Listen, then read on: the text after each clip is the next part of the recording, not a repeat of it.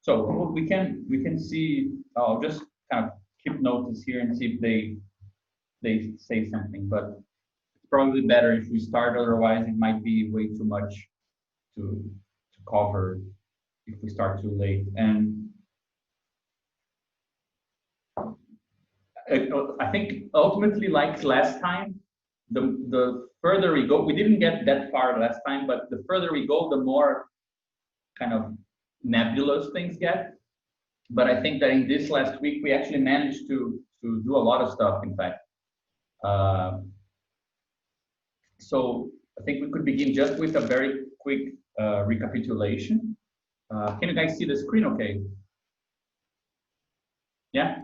Okay. I see it. Yep. So, so last time, I think we began first by talking about just going over those general objectives of the research that we kind of go back and back to. And I think that the main thing to keep in mind, and which is, I mean, as far as we got, it's not that obvious that this take on capital fits that general objective. But once you realize that since Badiou's machinery already like it's based on the idea of coming up with a link between structure and subjectivity. Actually, I would even not say structure and subjectivity, but structure and novelty, let's say, right? That is very, very tightly knitted together.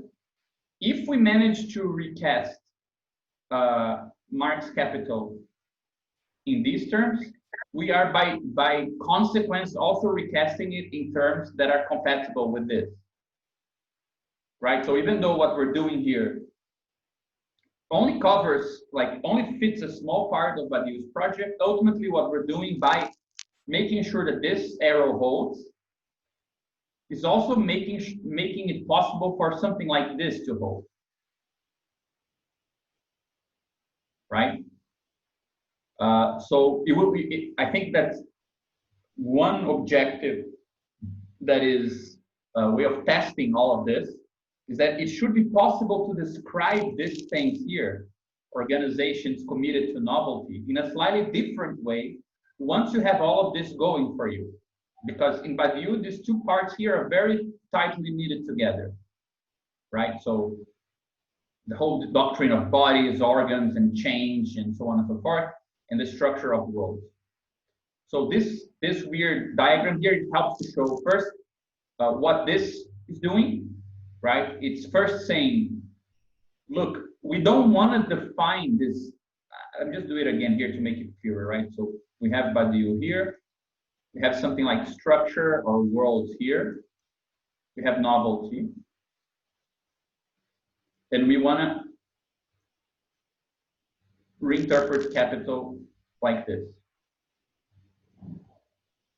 But rather than accepting what Badiou already says about political novelty, the first step is to move beyond his political project, which is very historically grounded and has a specific context to it, and say, let's open that question up and not really commit to his own idea.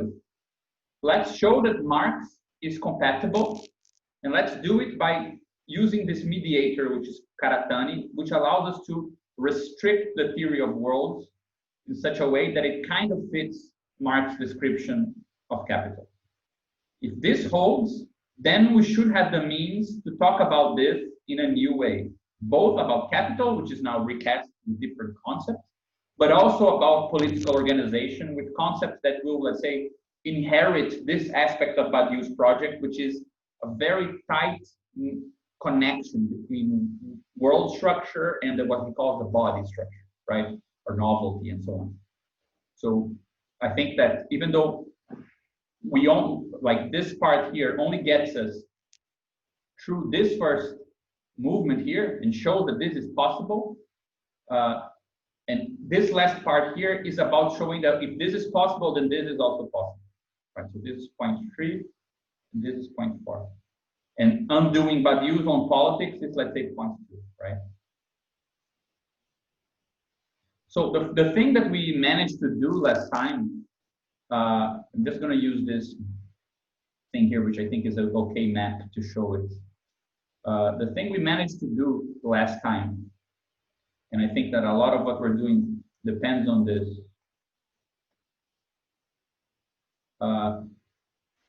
We started showing that there is a specific way to move through chapter 1 and chapter 2 of Capital that goes in this way.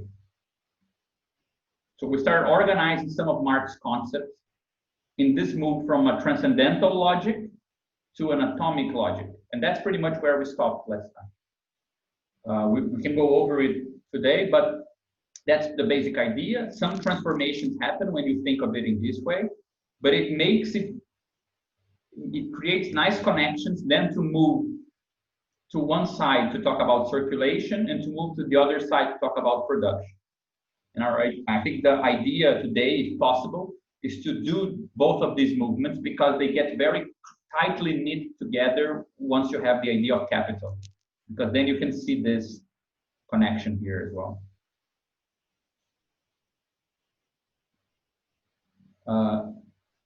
Then just to jump right into it. So if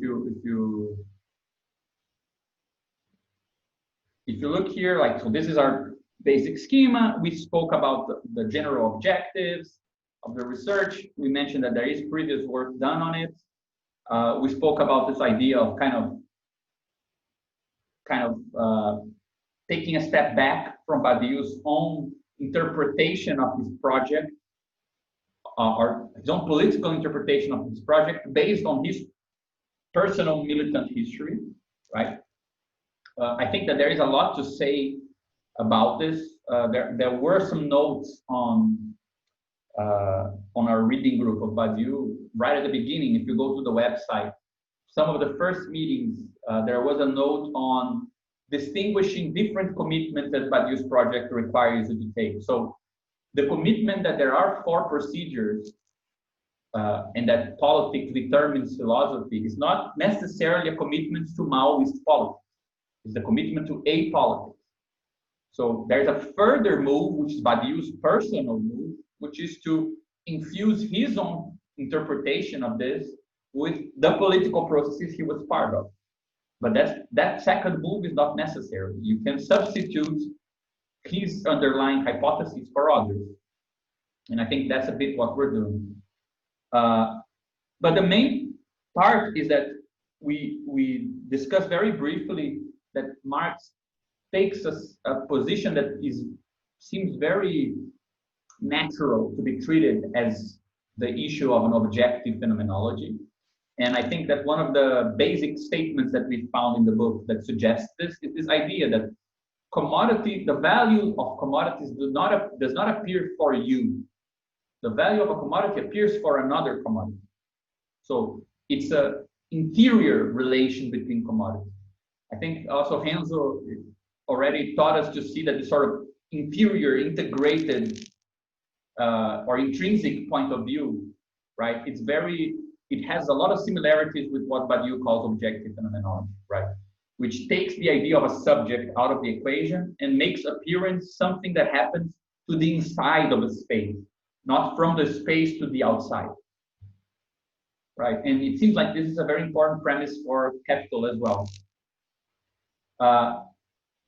Then we discussed the idea that, like, this principle we took from Karatani, this idea of a multi-layered transcendental, right? Badiou talks about the transcendental of a world as something which is just, I think calling it unidimensional is perhaps too much, but it's so undifferentiated at the level that he's studying it. It's so broad and general that you simply know you have like a multiple made of, and we don't know what, and you take some open subset of it, and these morphisms here, they get some value. And the set of these morphisms here you call the transcendental, and you can order them and organize them like a lattice, right? But that's like the broad, general statement. we want to restrict that statement. And even though sometimes we think restrictions mean having less, actually in this case, it means having more, right? It means adding information, adding restrictions, adding kind of properties rather than removing them. But you choose his way of describing things so that they can be ontological or whatever, precisely by removing everything you can remove while keeping minimal structure. And we don't want to talk about worlds in general. We want to talk about social historical worlds, and we don't want to talk about social historical worlds in general. We want to talk about capitalism. So we need to restrict by adding more information. So using Karatani, we came up with a way of talking about the transcendental structure of a capitalist world as being composed of several modes of exchange under dominance of one of them, right? So these are like, from the Karatani study group we made, we just had this idea that we can kind of define the numericity of the parts, minimal parts of each mode. So reciprocity is like, for example, if I have something like this, reciprocity implies I can take elements 2 by 2 and talk about their relation. Whereas contracts, you always need 2 to be kind of triangulated with an institution, right? So it's a triadic relation. Whereas commodities always have 4 terms. You have property owners, but you need to have 2 property owners and 2 commodities to entangle them. So there's kind of a different way of covering a space to get the minimal structure of each mode of exchange, because each mode of exchange would, in the least definition, have different logics because it covers space differently, because exchanges bind different kind of units together, right? But this doesn't mean like we presented it in a way last time where it just seemed like you had these things and they could have many arrows, many types of arrows at the same time, and that's not wrong.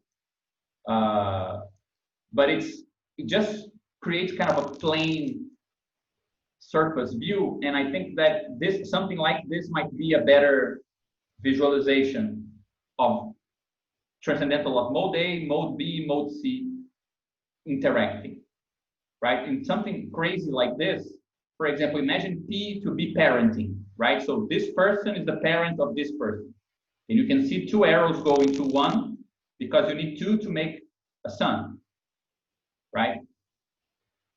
So everyone would actually have 2 arrows coming in and then 1 arrow coming out, or many if you have many sons, right?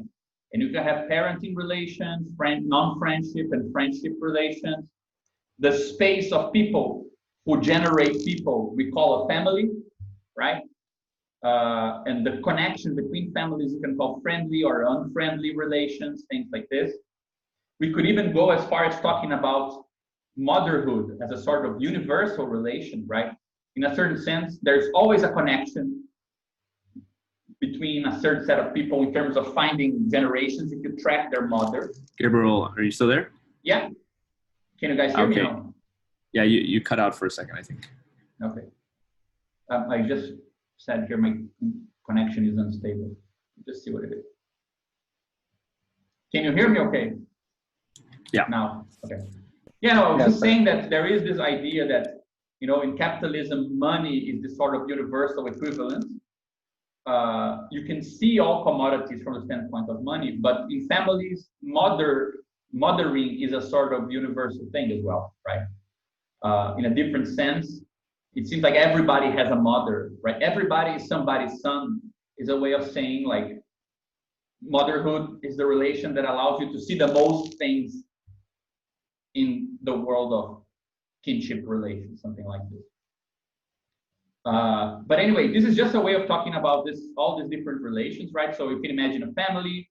So this person is the mother or father of this person, but this person is also mapped onto a contract or mode exchange B, where this person establishes a contract with this other one, right?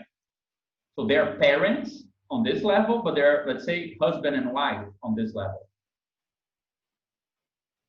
But you don't simply map nodes onto different layers, because there are things that can only exist in a layer. So for example, in this layer, you have like a corporation or a juridical existence of a company. There is no such thing here, right? And companies can do things in the world of contracts. They can own, they can hire, the same way that a private individual can with specificities, right? But there's also things that can only exist in commodity relations. So for example, let's say this person here wants to sell their labor, or better, this person here, which I already did, right? First, you need to be a private citizen, a property owner, and then you can sell yourself as a property here and exchange contract with this person, or selling your labor, right? And there might be an employment contract in this layer. But the inner logic of this space, the inner logic of this space and this space, they don't need to be the same, right? There are many relations between these things that we can talk about, and we haven't really explored this much. But for example, you can talk about how B relies on A, which relies on C. You can also talk about how C constrains what happens in B and what happens in A. You can talk about the fact that, let's say, multiple people are gathered under a company. So multiple people can be treated as one in a different layer. Somebody who is a person here can be treated as a thing here. So these different mappings, they actually do more than simply reconnect things that exist. They can also change what counts as existence, right? But ultimately, our idea, and this is explained somewhere here, is that we want to define this transcendental with a bit more detail. So we say that the transcendental of a social world is composed of several modes of exchange under dominance of one of them. So we can write, let's say, this partial transcendentals with the lowercase like this, and we write the dominant one with the uppercase.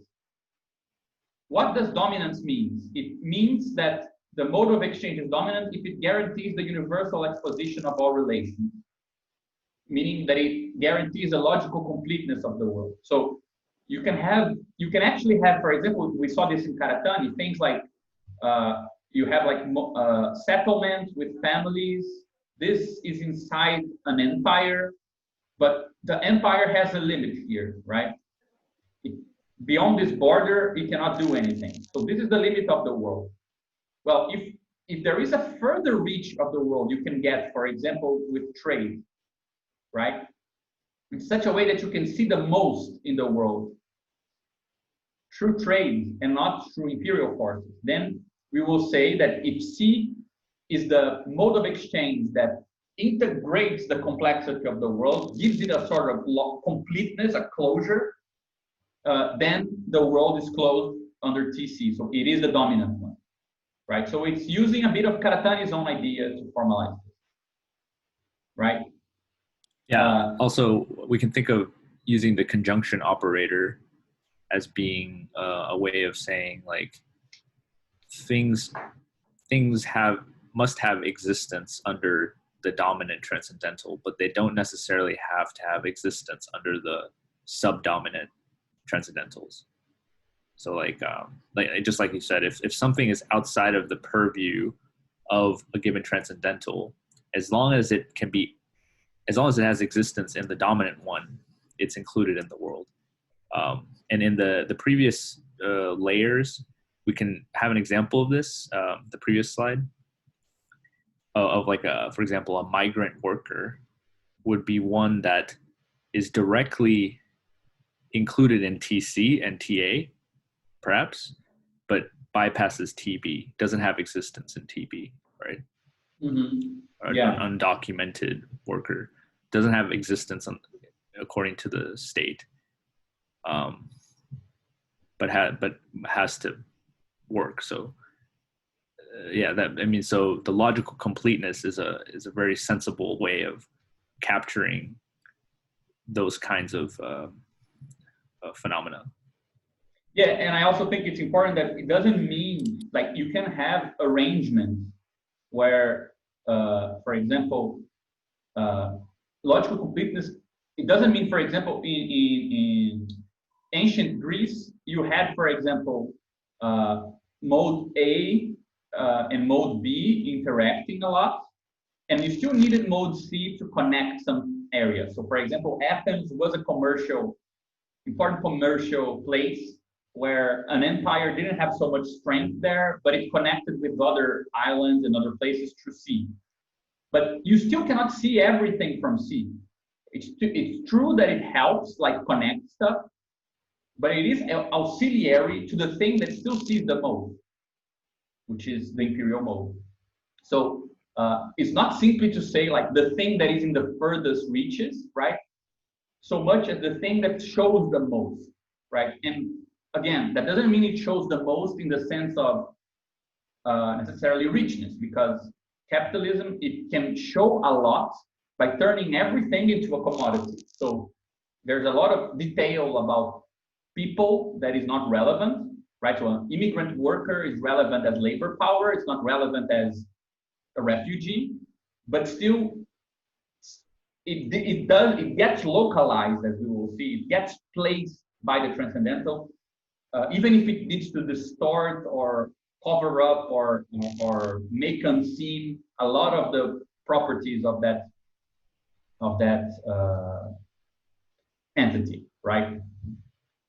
And also one thing that we saw is that this idea, all of this we're talking about, actually fits very nicely what already exists that is called multi-layer network theory, because they are also concerned with this idea. They even call it atoms, and they can talk, for example, in terms of personal relations or power relations. They will say, for example, that this person has a relation to this other person and this other person and so on.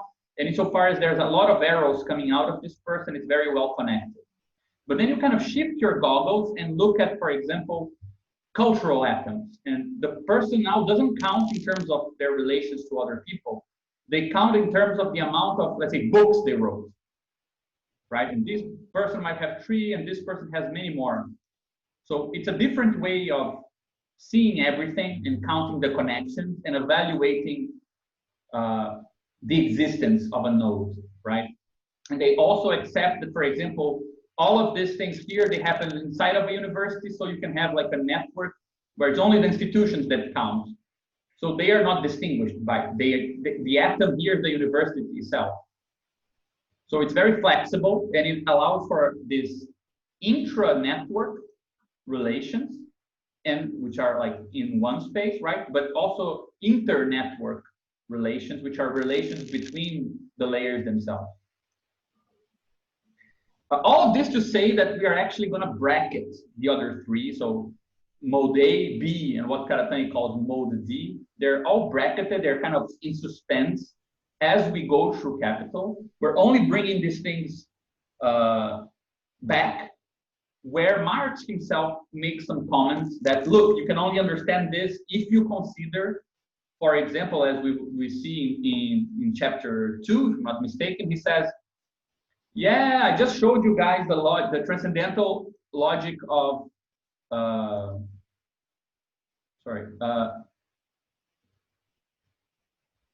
I just showed you guys the transcendental logic of value, so the relations between commodities in this space, but commodities cannot go by themselves to the market. They need to have property owners. So he makes a reference to the fact that something at the level of property relations conditions the very process of exchange, right?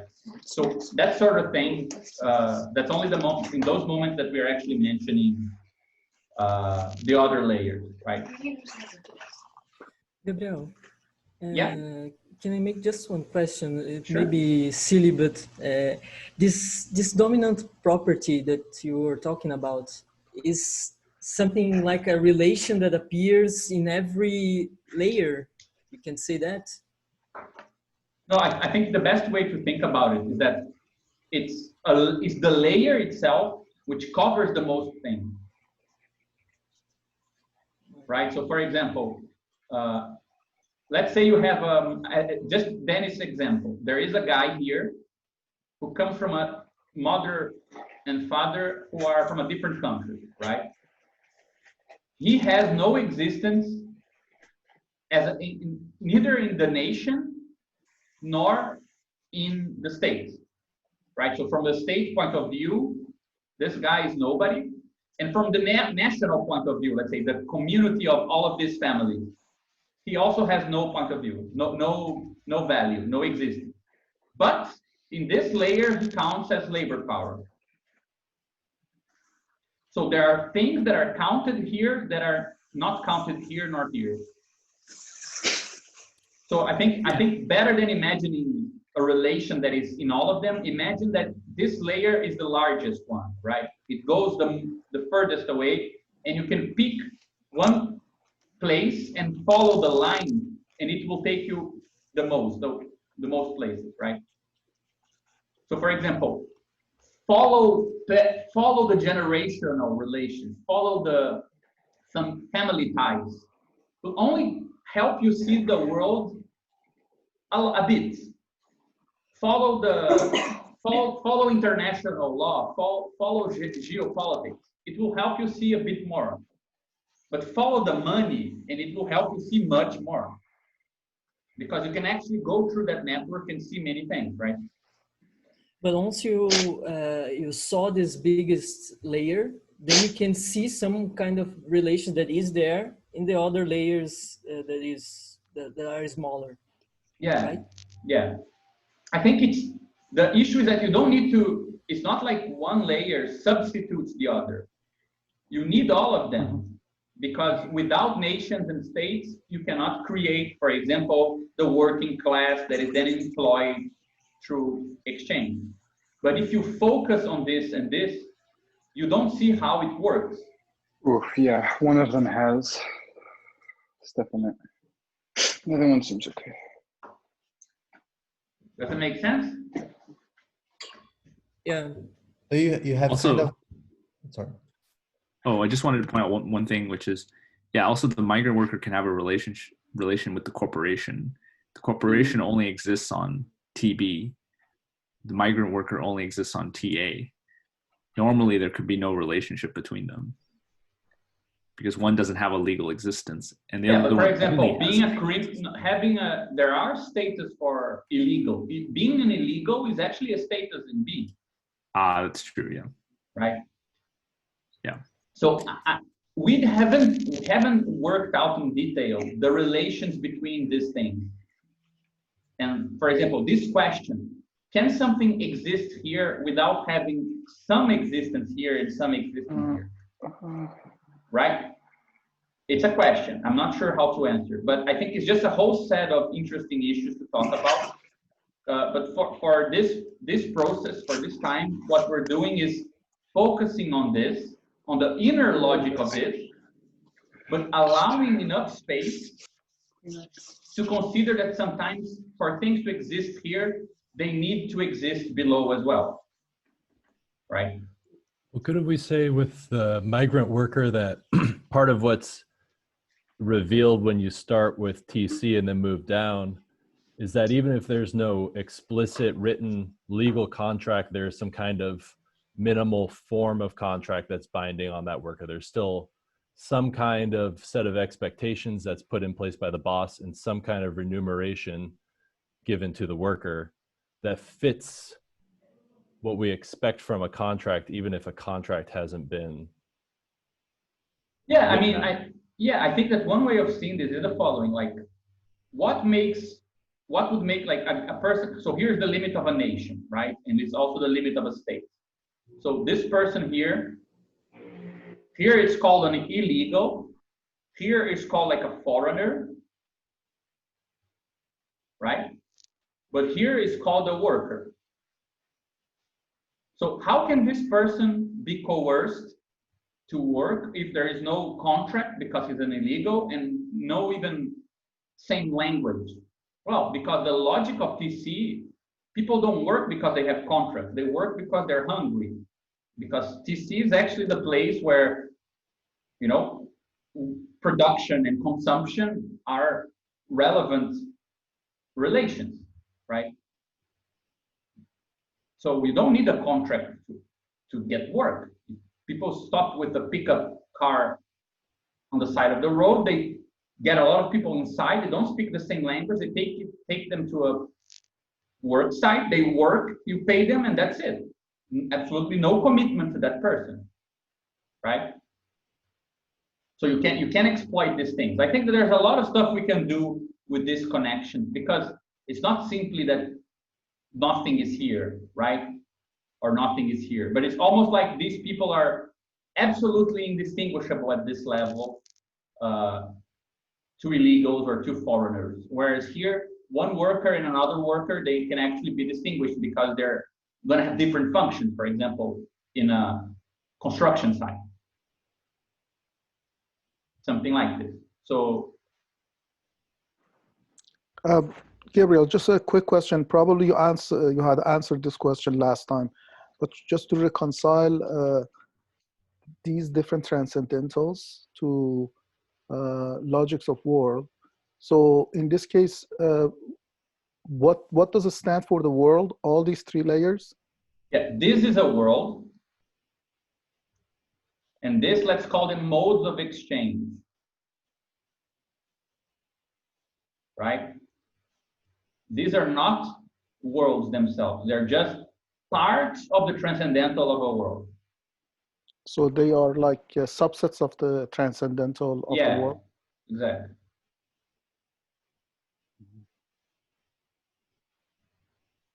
And I mean, this actually plays into Badiou's definition. It's not enough to have a structure to have a world.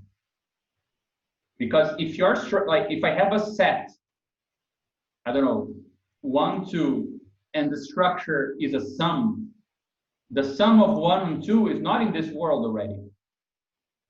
It moves out of this multiple. So it's not enough simply to have some stuff and some operations to define a world. You need to have a space where things never leave it, right? And we just showed that actually in the case of this structure, an immigrant worker is something that the only part of this transcendental that he never leaves is C. Whereas he can be outside of the law and outside of a community. He's a foreigner and illegal, but he's still inside the value process. So in that, I just saw this small writing on the left-hand side on the top. So you mean if TA, comma TB, comma TC, T sub C is the subset of T superscript C? This is D. This is D. So if the others are included in this, are part of this, right? Or I don't think this relation is actually correct, right? But if they C less than C, then C is the dominant one. Oh, I see. So that's the relation between, that is where one term becomes the dominant one. Yeah. Or one subset, okay. But I think there's a lot to do here that we haven't done yet anyway. So last time what we did, I think we can skip this now, is that we went through, to begin with, all the steps of Marx's form of value from chapter 1, right? We paid a lot of attention to the way that underneath the basic form. So underneath the basic form here, you have both an equality in the sense that this and this are substitutable, but you also have a difference in asymmetry, which is sort of predicative structure, right? 20 yards of linen are worth 1 coat. So these two things are not invertible. This is actually like a subject is predicate relation at the same time that it is a substitution relation. This was very important because so I'll just skip to our part. First Marx mobilizes this to explain the passage from the extended form of value, right? One thing, x of a, is worth, and then a big incomplete list of possible exchanges, right? So x of a is equal, and then you have a list. Y of B or Z of C or W of D and so on. And then he shifts this around. So rather than saying, this is the subject and these are the possible predicates, he turns it around and he creates a list of y of b, z of c, w of d is all expressible in one predicate, which is x of a.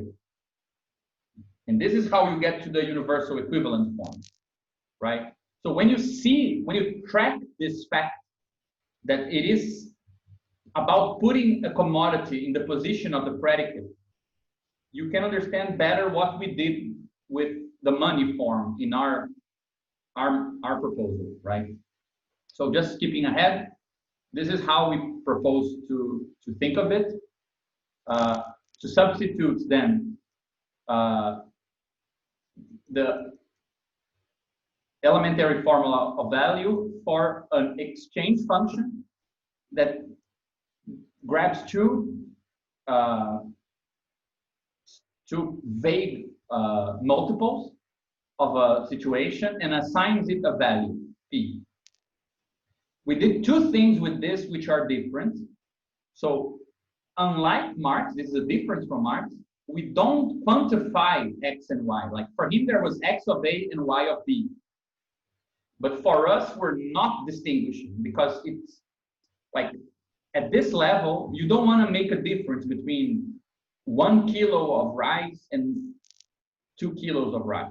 1 kilo of rice, so x of a equals a, and 2 kilos of rice actually is something else, it's b.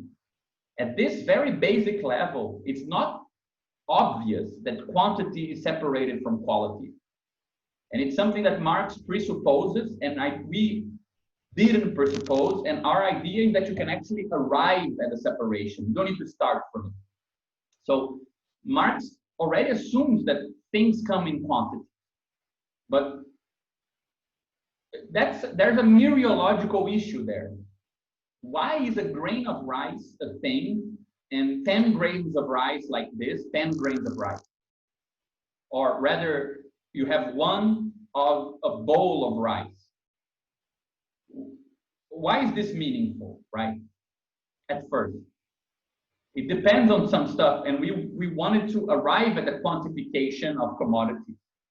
And I think that actually this is a weird but actually very nice result, a very nice change, because the exchange function, it's not meant to define the capitalist world. It's meant to define the mode of exchange of commodities. So T with a small c, not T with a large c, right? This is just commodity exchange in any period of time, in any point in history.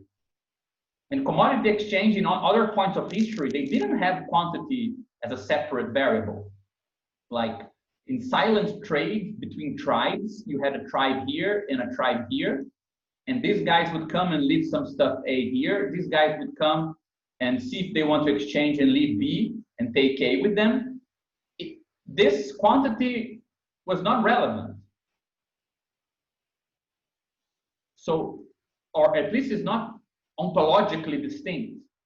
Of course, you have a lot of one single stuff. It might be a very attracting commodity, but at this level, it makes no sense. There is no justification, no phenomenological justification to say that when you look at a bunch of something, you're seeing a bunch of something. You might just be seeing a bunch of something, like a bundle, right? And even in capitalism, sorry? Oh, can I jump in? I think that is one of the advantages of this phenomenological approach is we can take away certain presuppositions that matter for an individual who is exchanging. And because it seems like the quantity thing of like 3 bags of rice or 3 kilos of rice versus 2 kilos of rice, that's the kind of, that type of quantification is something that arises for individuals, but objectively it can be derived. Or rather we could say it's like a presupposition of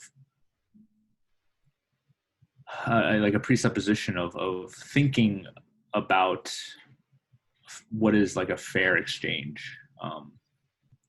But we don't need that from the outset. We don't need to assume what is a fair exchange.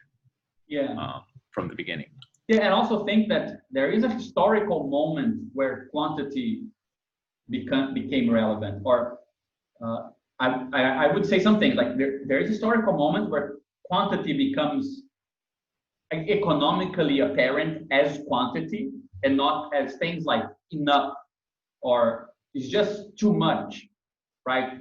Like we know that creating something in surplus is the very basis of commodity exchange in pre-capitalist situation. Like communities, they had more product than they needed and they exchanged that surplus product. But surplus product doesn't require you to define quantity as a separate variable yet. It's only in specific moments of production where capitalists start looking at the amount of stuff as a separate thing. And it would be interesting to derive that. So I think that's the first point, that unlike Marx, we don't treat quantity as separate. These are extensional multiples to begin with. They're not defined as qualities, they're defined as sets with some stuff inside. Right? Yeah, it also opens up, for later on, it opens up a way of like freely slicing things, not only according to quantity, but also according to other qualities, right? Yeah. I think that this is actually the underlying force of everything we're doing, is that the formalism we're using, it's very natural inside this formalism to slice things and re-slice them back in different ways, right? To have something that for one sort of relation, it counts as just one thing, but then for a different relation, it actually counts as three things, depending on the relation. So it's a sort of mereology where parts and wholes are defined by the relations that multiples establish with things and not by the very nature of multiples. So for example, you can accept the idea that rice, like a bowl of rice, can be a bowl or a set of grains, depending on the relation. It's not something that is ontologically prescribed, right? And defining this bowl of rice as a multiple means that you have both the possibility of treating it at the level of the grains of rice, at the level of the bowl of rice, at the level of the atoms of rice, or treating the bowl of rice as part of a dish. You don't want to set that beforehand. So the quantity-quality distinction that Marx starts from is actually something we want to arrive at. And I think that this is the first point, that A and B are not defined with external quantifiers. They're already defined as extensional multiples. The second part is that this function is not defined as part of capitalism. It's defined as part of any commodity exchange, which is why the exchange function is accidental, right? It doesn't guarantee the consistency, right? It cannot guarantee more than local consistency to exchange. So just because A and B are exchangeable by degree P at T1 doesn't mean that in a second moment we couldn't exchange B for A or Q at T2. This is not set in stone, and actually for Marx as well, the elementary form of value does not guarantee the consistency of the exchange matrix, right? If I exchange X of A for Y of B, then I exchange Y of B for Z of C, at this level of the elementary form, we cannot say that X of A is exchangeable for Z of C. So we haven't, let's say, conquered that yet, right? And so the first point is that these are extensional multiples. The second point is that this is accidentally and not only locally consisting. So when we spell out the connections that make this into an exchange space, it's like a synchronous thing. I'm exchanging A for B. Well, at that moment, if I look around, yeah, I can see relations between things. Well, if I'm exchanging A for B, if somebody came with less B than I'm accepting, I probably wouldn't accept. Or if instead of B there was C, I probably wouldn't accept. So you can still define ordering and relation, but it's still accidental. It's like a snapshot. it doesn't guarantee that this holds for all exchanges in the future or in space, right? We're defining, let's say, the way of looking at multiples in terms of exchange. We're not talking about social practice that guarantees exchange to be always true. That comes later, right? And a third thing, so this concerns this point here. And the third thing is what P means, right? So we're suggesting that the degrees of this exchange function should be understood as open value intervals. So P is not, let's say, a precise likelihood of exchange, right? You can imagine it's like a certain price, but with a certain fringe. It's like a fuzzy value. It doesn't mean that it's exactly some value, right? So I think that that addition formally it lets us make sense of operations like conjunction and envelope, in a topological way. So question. What does it mean if P is maximal, for example? Means they're exchangeable. It means they're perfectly exchangeable, yeah? Yeah. Okay. Yeah, I think that's how we take. So for example, let's say these are maximally exchangeable, these are P exchangeable, right? So you have your commodity and you're looking at other two. You will say, for example, yeah, this. And you say, yeah, perhaps this. But if you say perhaps to this and yes to this, you can also tell, for example, that no way to this.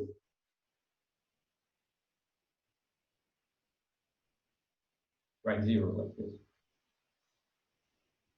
So some things there is some likelihood of exchange, some things there is maximal likelihood of exchange, some things simply do not exchange. Yeah, I think the open value interval, it might work better with price, since we don't have this maximal thing on price per se. But yeah, because I was just thinking, when we take the conjunction of two exchanges, what does that mean? Right? If I annotate here, say P is between this and this amount of value, and Q is a different color. Let's say Q is this amount. Then there's some common amount here, right? And then M would be, everything. M would contain P and Q.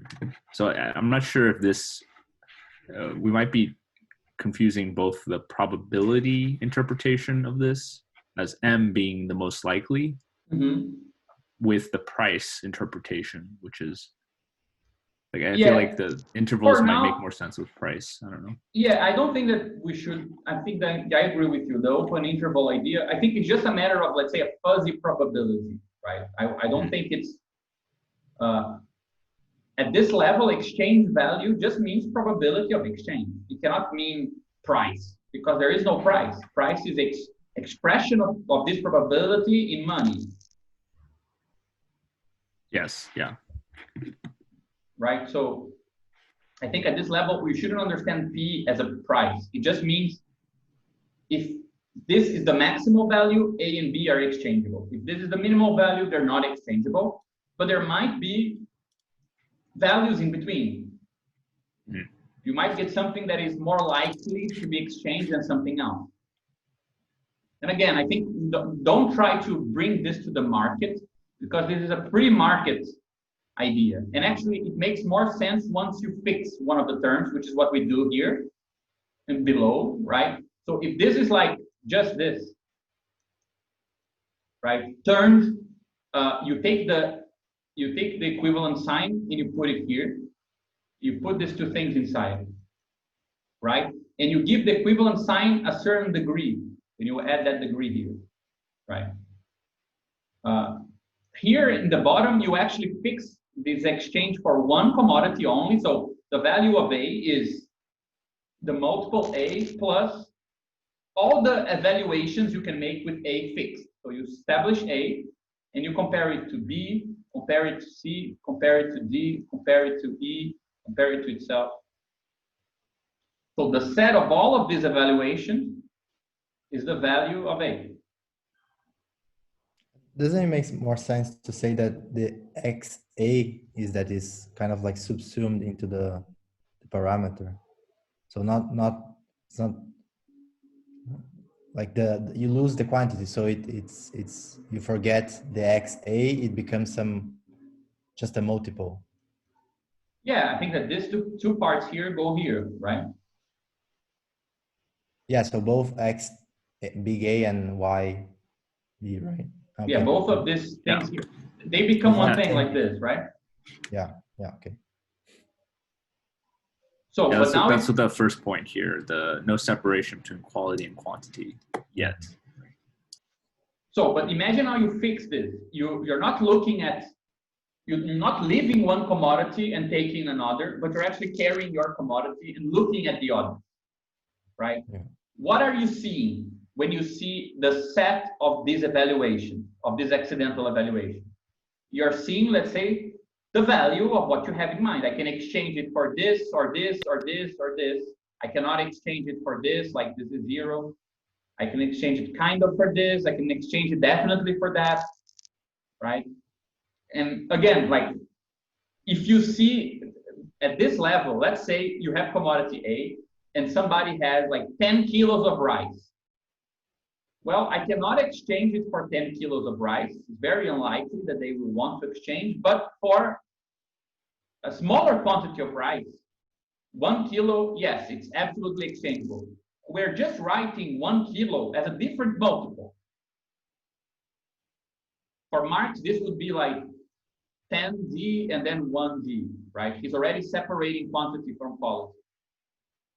We're just writing it like different multiples in general, because at this level, we don't know if we distinguish a bit of rice from a lot of rice in terms of quantity and quality. A lot of rice is simply a different thing than a small amount of rice. Even if one is the part of the other, right? 1 kilo of rice is included in 10 kilos, but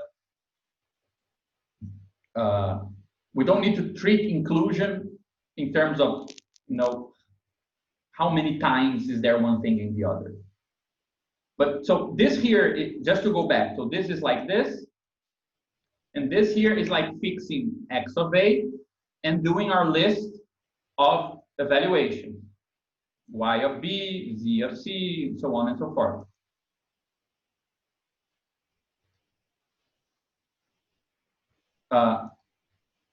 We have a big asterisk on this slide, the next one.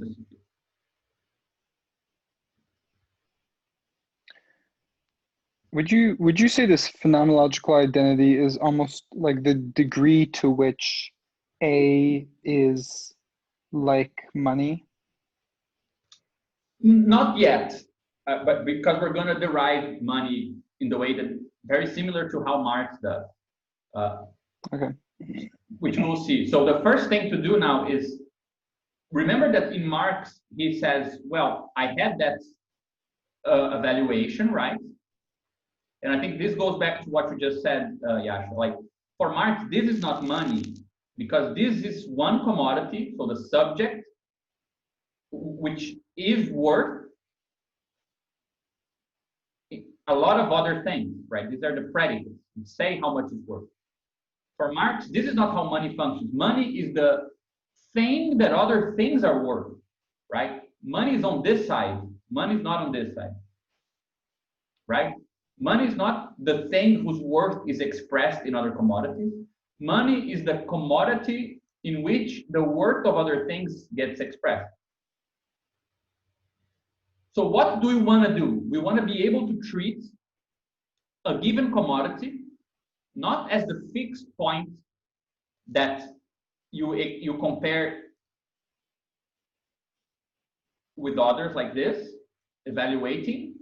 But on the contrary, you want money to be on this side where everyone evaluates their worth in terms of that commodity. So this is very much like what Badiou calls a phenomenal component. When you choose a certain predicate and you start evaluating things, see how much they belong to that predicate. It's like saying X belongs to P. So X has the property P to the P degree, right? So it belongs more or less to P. So for example, I don't know, you have, I don't know, something like a color, and you can say, is that color blue? You will say, well, that part of the image there is more or less blue. It's not totally blue. It kind of belongs to blue, to the set of blue things, but it not fully belongs to it. What are you doing when you are doing that? You're choosing some predicate, blue, and then you're evaluating things in terms of if they fall under that predicate or not. And you're accepting that they might fall kind of, and not fully, right? This is a bit what we're doing here, because we're treating A not as a multiple being evaluated, but the very form of evaluating things, right? We're saying if A is a commodity, how much does the other thing belongs to this commodity? How much does the other thing kind of contain some A-ness to it, right? Yeah, it's a gradation of belonging rather Yeah. than simple yes, no, it belongs or not. It's like to the P degree of belonging. But you see, like the underlying idea is that while this thing here treated A and B as multiples that are evaluated, and then this thing here fixated A and evaluated it for other things, we're now taking A to be like a predicate, and we evaluate other things in terms of their A-ness, their expression in A, which is very much like that inversion we were talking about, when Y of B, Z of C, W of D gets expressed in terms of X of A, right? This is the, let's say, the predicate in which value gets to appear, right? So this is kind of the same structure here. B is P is to the P degree A, right? So we treat A as a commodity, treat commodity A as a predicate that obtains or not for other commodity. Commodity B might be more or less like A, right? So it's like this is the, let's say, the very basic idea where, for example, I'm in a prison and I have some cigarettes and I start looking at things, some services I can have from other prisoners, some commodities I can get, and I imagine their expression in terms of cigarettes. So cigarettes are appearing as the form of the value of the other commodity, right? Look at this arrow. It's going the other way than the arrow that would say cigarettes are worth A or B or C. The arrow here is going out of the cigarette. The arrow here is going into the cigarette, right? And these things might be more or less expressible in terms of cigarettes. So this one thing here, it doesn't have much cigarette-ness inside of it. This other thing is totally like my cigarettes. I can exchange one for another. So this is kind of like a midway towards the general equivalent. It's the operation of treating a commodity like a predicate, treating a commodity like the thing that expresses some characteristic of other commodities.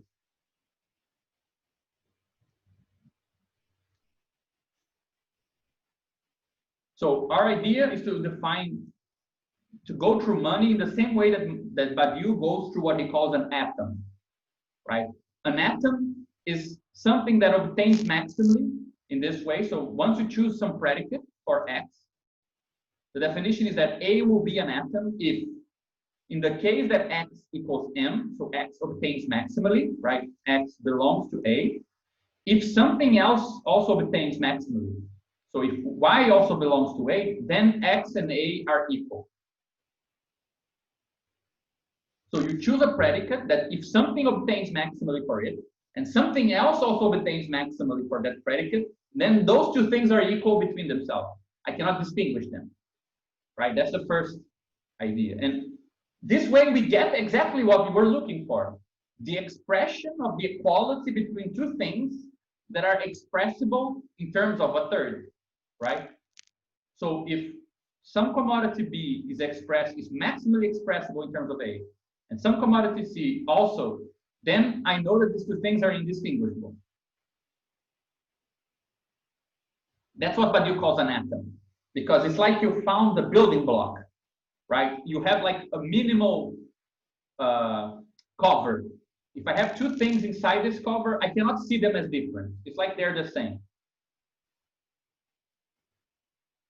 And then Badiou says, well, if you find atoms like this, if you're able to, because it's not guaranteed, but if you can define something in the world that makes this function, then the postulate of materialism, which is like a formal backbone of this project to show that formally this is consistent, but formally it says that if this is the case, so if there is a commodity such that if B is M and if C is M, then B equals C, there is some extensional element in the world that is inside of A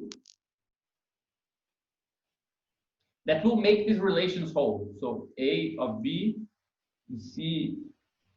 A of C, and the rest will also hold, right? You can actually work this logic not in terms of predicates, as you just did, like cigaretteness, but in terms of actual cigarettes, and it will hold. Right, so the postulate of materialism guarantees that there is a material element that supports the logical consistency of the atom. So these logical relations will hold if you play them out on the extensional multiple themselves, right? So if mx, so the money, right? So if this holds, let's call this the commodity M for money, right? The money commodity, the commodity in which everything gets expressed. If this commodity is an atom, then there is an element of M, an extensional element, let's say a physical or material thing, which will hold for those evaluations. So we can get to the definition of price that Marx gives in the beginning of Capital in the first chapter, that the expression of another commodity in terms of M is the price. And now this is not the likelihood of exchange, because given that money is an atom, right? This becomes the amount of money needed to exchange. Because the only thing that can vary now is the quantity, given that there is some quantity, some version of it that is exchangeable, right? Yeah, I think here is when we should interpret P as an interval. It's still fuzzy to some extent. Mm-hmm. Although it's not the likelihood anymore. There is still an more or less like this price, because price doesn't necessarily have to be fixated for exchange to happen. But yeah, I mean, it's a small point here. Yeah, no, but I think that so this, just not to confuse, this means the maximum and this means money, right? The money fund. Yeah, but I agree with you that this even though it has the same structure, likelihood itself changes, right? In this case here, the likelihood of exchange was kind of a boundless. It is or it isn't, or there is some value in between. But once you know that there is a commodity for which other commodities can be exchanged for it,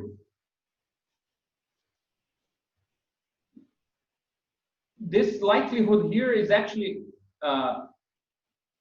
only an adjustment to make it possible, right? It's no longer if it is impossible to exchange, or just with the wrong quantity, so to speak. Yeah, I also wonder if maybe we should add a step from atom to M. Maybe we should also add the step of saying that M is equal to the conjunction of A, B, C, and so on. Because I'm thinking of it like, we said that quantity doesn't matter, right? Yet. Mm-hmm. But by the time we get to price, quantity does matter. So it does kind of seem like M is kind of the smallest unit, or is able of detecting the smallest unit possible of exchangeable stuff. So if A was, for example, I don't know what we should call this argument, but if A was, for example, 10 cigarettes and B was 5 cigarettes, right? Then the conjunction of these two, so each one of these would be their own predicate, Mm-hmm. right?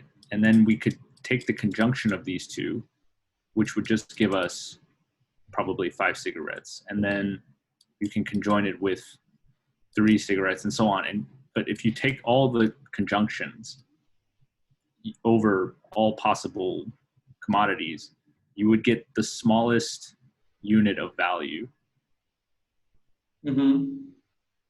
which is also the smallest unit is also what is common to all other predicates.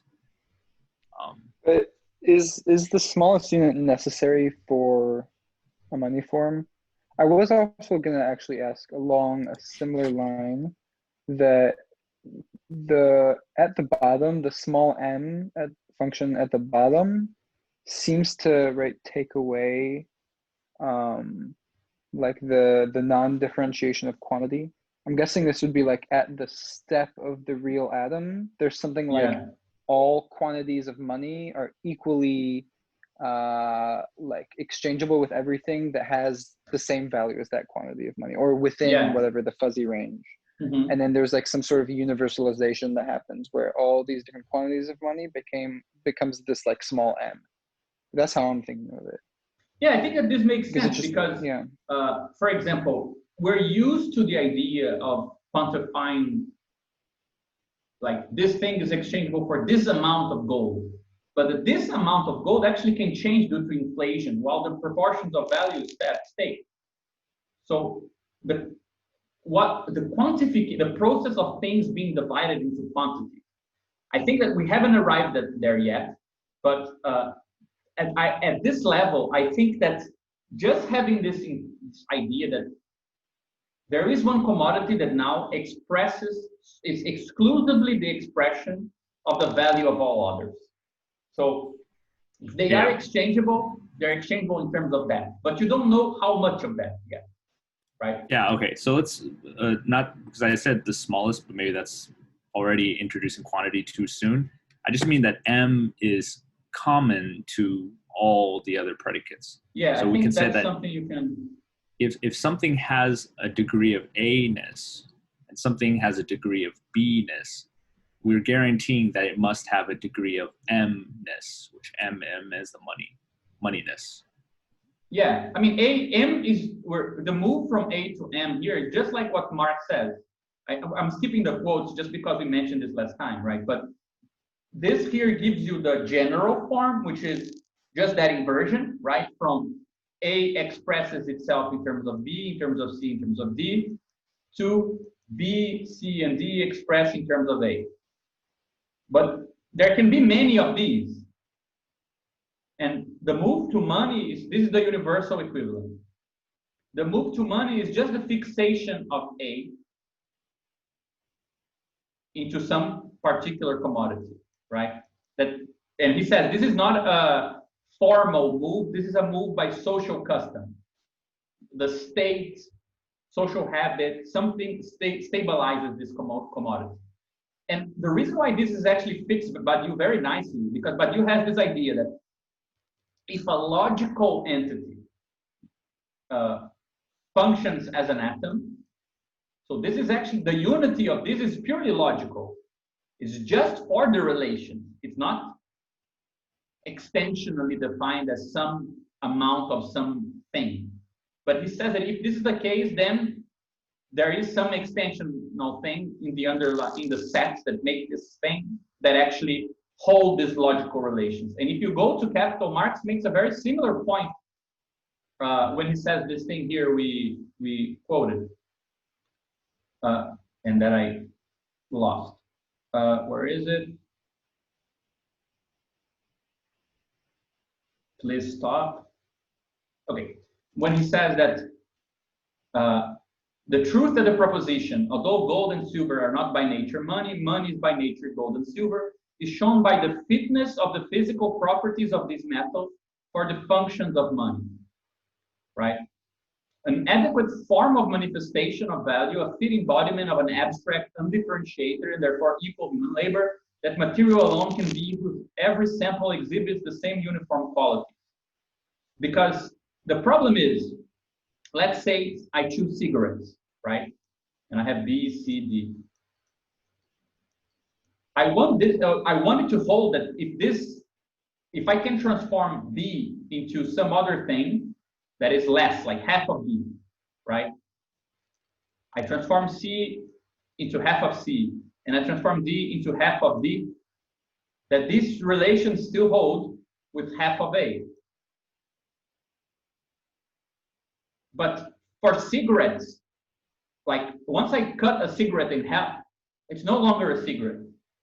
So the physical embodiment of cigarettes doesn't mimic the logical properties of the money value, money form, because the money form needs to be able to hold this indefinitely, right? So if I have some commodity that is two commodities that are expressible in A, I need the half of it and the other of it to also be expressible in half, and the half of that to also be expressible as well, and so on. And the things that best fit this function are the ones that the form of their manifestation, their actual existence is such that if you cut them into parts, they still hold this transformation, right? So gold, salt, things like this, the very material form of them serves as the form of manifestation of value, because value can be uniformly divided. I can ask about the value of a part of a commodity, right? So I need to be able to express the half of value of the commodity in half of the value of the money form. So not everything holds in this way. So for example, if I'm exchanging in terms of cows, and I exchange like, I don't know, some commodity in terms of cow, and now I want to exchange half of this commodity for half a cow. If I cut the cow in half, the cow no longer holds as this doesn't obtain necessarily. But if I have like something that is, as he says here, every sample exhibits the uniform quality, right? Since the difference between the magnitudes of value is purely quantitative, the money commodity must be susceptible to merely quantitative difference. I must have something that if I cut it in half, it's still made of the same thing. If I cut it in, and then you reunite it, it still is the same thing. So there is, let's say, a material reason why gold, silver, or salt is a good universal equivalent, whereas a cow is not such a good universal equivalent. And it has nothing to do with a necessity. It has to do with a logical constraint. Because those mappings we just discussed need to hold for partitions of the commodity and for additions of the commodity as well. Gabriel, in your definition of money, are you considering this quantitative property or not yet? Well, we start introducing it now, right? And I think that the reason why this is actually very, very interesting is that rather than having quantity here, and then this defines a quantity of money, we are defining things like this, and we are saying that money needs to have a quantitative relation to itself. Money needs to be dividable like this into parts. So why is this relevant? Because quantities of commodities that are not expressible in quantities of money don't exist in capitalism. I think that this is a very profound result because it suggests that capitalism is not the reign of quantity. Because I'd say in common leftist ideology, quantity is bad, quality is good. Capitalism is all about quantification. But it's not true. Capitalism is very poor in quantification. It only quantifies things that can be expressed in money. So if I have a bowl of rice with 10,000, I don't know how many rices go in a bowl of rice, but if I have like some amount of food that has, I don't know, okay, 1,000 rice, it has some price. But if I now have 999, I don't know how to express this difference.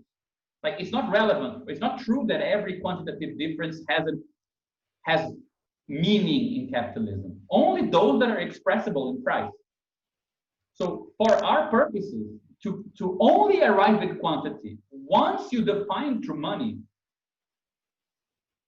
means that now we can say, well, money is divisible in some ways, right? For example, you don't get irrational ratios of money. You get a very nice, clean division of money, and when you have weird results, you need to kind of, if you have like 3,333 amount of money, you actually either go up or down, right? Because, so capitalism actually works with a very restricted idea of quantity, and the restriction in the idea of quantity comes from the structure of money and not the inverse. It's not quantity that creates money, it's money that creates capitalist quantity. So I think that I've never seen this written anywhere. Like, and I didn't think about this. I think Dennis didn't as well. Like, this is just a consequence of what we're saying, that if this makes sense. That once you arrive at the money form, so once you have all these commodities, and they're all expressible in terms of this one commodity, and you're guaranteed that there is something extensional that holds for these equations as well. Well, the structure, the mereological structure of this commodity, how you can cut it up, will define the ways you can cut up these things. Because there's no point of cutting these things in other ways if they cannot be expressible in this money commodity. Nobody would care, right? Like, you pay for, I'm with a bowl of rice today, for some reason. Like, you pay for the dish with rice, and somebody says, oh, I'm sorry, I forgot to add 1 grain of rice, it's missing. You won't say, yeah, I want my fair share. Like, there's only some lumps of rice that count. If it's below some quantitative threshold, it's too little. If it's more than you asked for, it's too much. But there is some level that it's fitting, but it's not necessarily a precise quantity. So it's not true that capitalism has a general idea of quantity. So actually, since our underlying project is to regionalize, is to situate and localize capitalism as one system amongst others, this is already a result in that direction, because we're saying that all of this we are suggesting shows that capitalism deals with some idea of quantity, not with quantity in general. There might be other ways of quantifying things that capitalism is not capable of being the adequate method. It can be more precise. Yeah. I think a really immediate, easy example of this also is just ecology in general. Yeah, perfect. Anyways, you can keep going, but I'm kind of stumbling with the definition of price, like, because the P becomes the kind of interpretation changes a bit, right? So I'm wondering, it becomes it goes from a probability of the exchangeability to price. So I'm wondering if no, P is not price. M of A is price. This is the part that is price, right?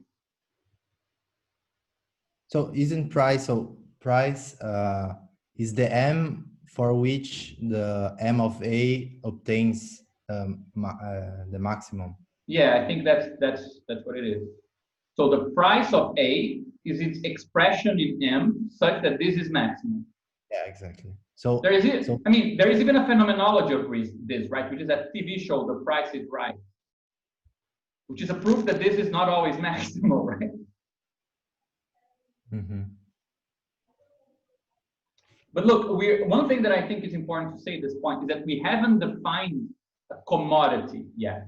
We're defining a form, because there is a step towards the money commodity that is, I think that we're exploring the difference between the money form, which is the phenomenological form of expressing value in terms of one commodity in such a way that the likelihood of exchange becomes a matter of the quantity of that commodity. Okay, like something like this. And another thing is the object made of that, the object that is made of these atoms, right? So the atom is just a definition of a sort of space, but the object, the commodity, the object, money, is actually something that externally relates to other commodities.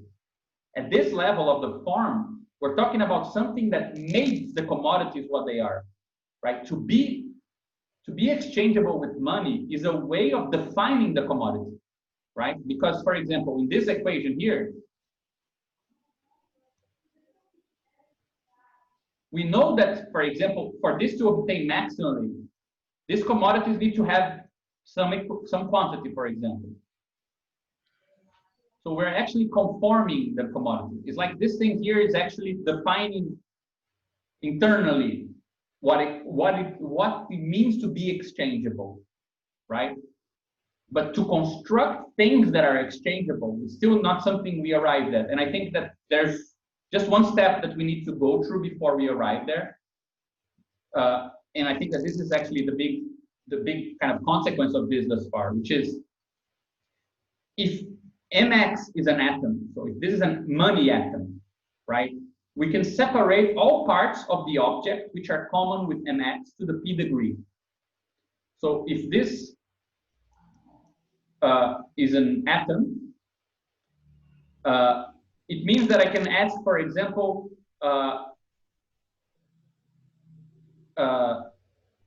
what are the things that are, if I have an object, I can ask, what are the things that have m to the p degree? So I can slice it up in terms of things that have p degree in common, up to p degree in common with m.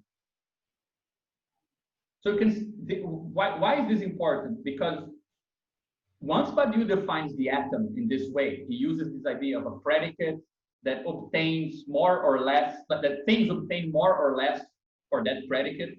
And then you can arrive at some sort of atomic description of the world, like the building block of the world, in terms of that sort of predicates that have some added conditions.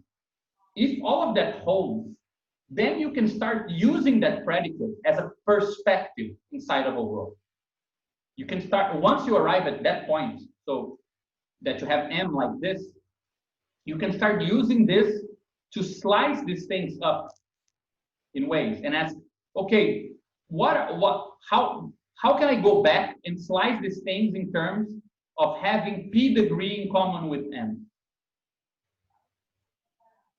So for example, let's say I have 10, but I know, and we are not talking about separate quantities very much yet, but you know something is worth $10. Now you can ask things about, like, in terms of the things I can buy with $10, how many of them I could buy with 5, right? They're not maximally exchangeable with 10, but are, let's say, some part of them is exchangeable or something like this. So you can start going to multiples and start covering them in terms of that atom, right? In the same way that let's say if you had the color blue, you define something that is blue, right? You use the predicate blue to see things that are blue. and there is something that maximally obtains for blue in such a way that if another thing is also blue, they are indistinguishable, right? And there is something that belongs to blue, absolutely, and this is an anthem. Now I can start asking about things that belong to the p degree to blue, things that belong minimally to blue, things that belong to some degree. So I can start actually going around the other stuff and localizing the other stuff with regards to this point. So I can start kind of walking around the space in terms of that point, right? So the idea with this is that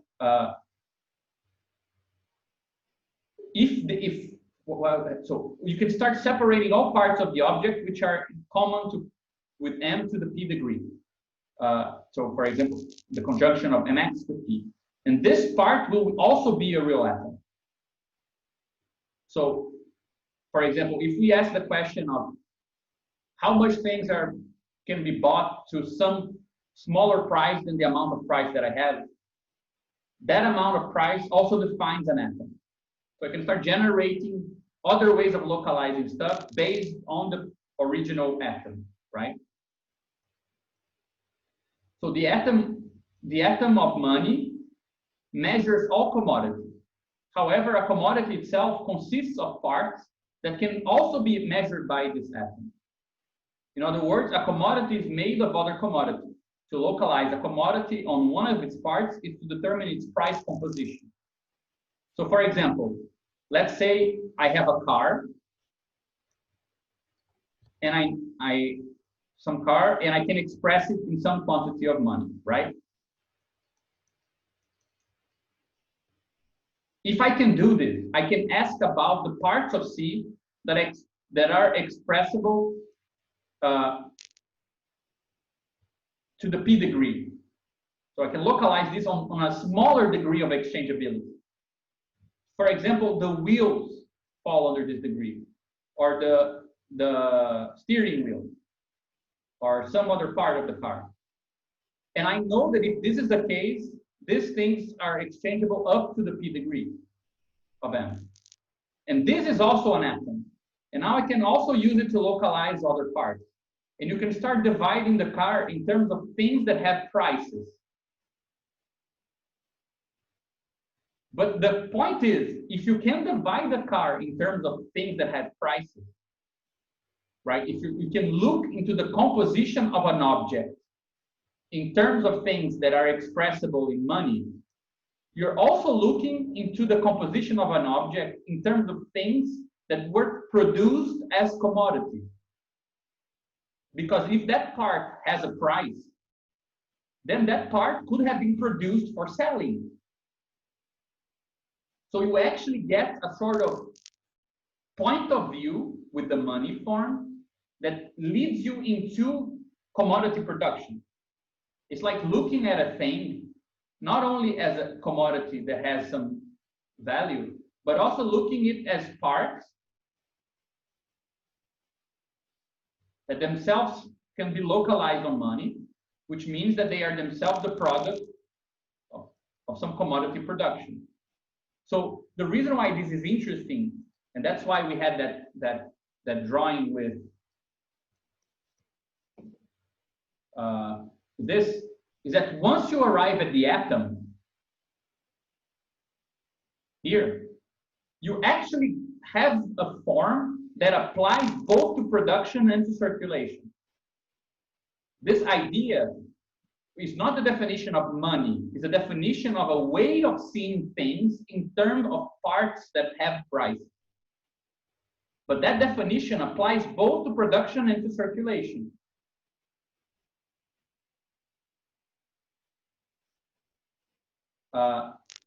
But just to conclude, we have some discussion here that I think we could make, but just not to be too late, I think we should skip it on how you arrive at this. For example, if the money form is the criteria for slicing objects in terms of priceable parts, right? You can actually derive abstract labor as labor divided into priceable parts. And you can define labor hours precisely as the way we slice the labor commodity in parts that have prices, right? So you can actually connect the money form with abstract labor, and in actual practice, through the buying of labor in the market and bringing it to production in terms of labor hours, right? So socially necessary labor time would be the way you average out the division of the labor commodity in terms of the price of the parts that it has, which are hours, which is the sort of quantity that it can have that gets expressible in money. But I think that this will become clearer as we go, but presenting it here is just a matter of Marx is always talking about labor, and we haven't introduced anything about labor yet. So I think that it can be a bit deceiving. I mean, we should say something about it, even though we only discussed it later on. So we get this definition of a commodity, ultimately. So a commodity is a multiple plus an exchange function such that the components of this multiple are localizable by the money form. So a commodity is a multiple, which you can evaluate its exchange, but in such a way that the parts of the commodity are all localizable in terms of money, which means that the commodity itself is localizable in terms of money, right?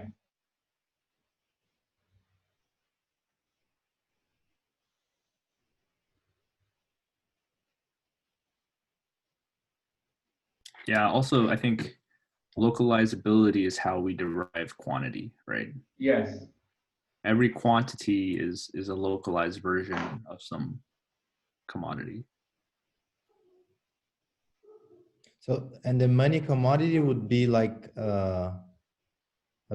like the family of small m's, which are ordered in some money-like form. Yeah, I mean, the money commodity fits this definition, right? It is a multiple localizable by M because you can localize itself by its parts. When Marx is discussing hoarding, he even says this, like people who hoard money, keep money for themselves, they are happy with the fact that 200 of money is more than 100. Like, even though the value of money can be changing, this ordering still remains, right? So you can still localize, let's say, a part of money on, like, this is, if this is the amount of money you have, right? If you slice it to the p degree, you might get this part. And if you slice it to the q degree, you might get this part. So it's still ordered by money, right? When you say in the commodity form, when you say that such that its components are localizable, does that mean that like there exists, I guess, a slicing of the multiple C into components such that each one is priceable? Yeah. Okay, so not necessarily the every slicing, right? No, not every. That Yeah. So that Okay. I mean, so that yeah, here, so that some, right? Perhaps. Yeah. So I mean, it might be the case, for example, that none of its components are localizable. For example, land. When you buy land, nobody produced the components of land, right? Land is not like you had like commodity 1, 2, and 3, and you compose them to make a big commodity land.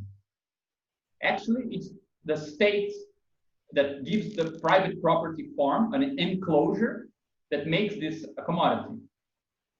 So the only component localizable by money at first, right? Like it's not the parts of it that make it into a commodity, is the inverse. Once you made it into a commodity, you can slice land into parts and sell smaller parts for price. It is the same thing with labor force, you know, you can think the same way as the land. Yeah. I think. Yeah, exactly. And I think that this is something we're also getting to, that this way of thinking makes clear, like it's the same structure for all the enclosure, land, labor, and money.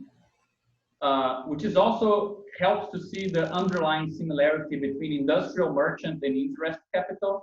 Like some things that are different in capital, you can see why they are the same and why you need something else to distinguish, you know? This is great too, because with this, you can pass from the money form to the capital form, as Marx does in chapter 4, for example.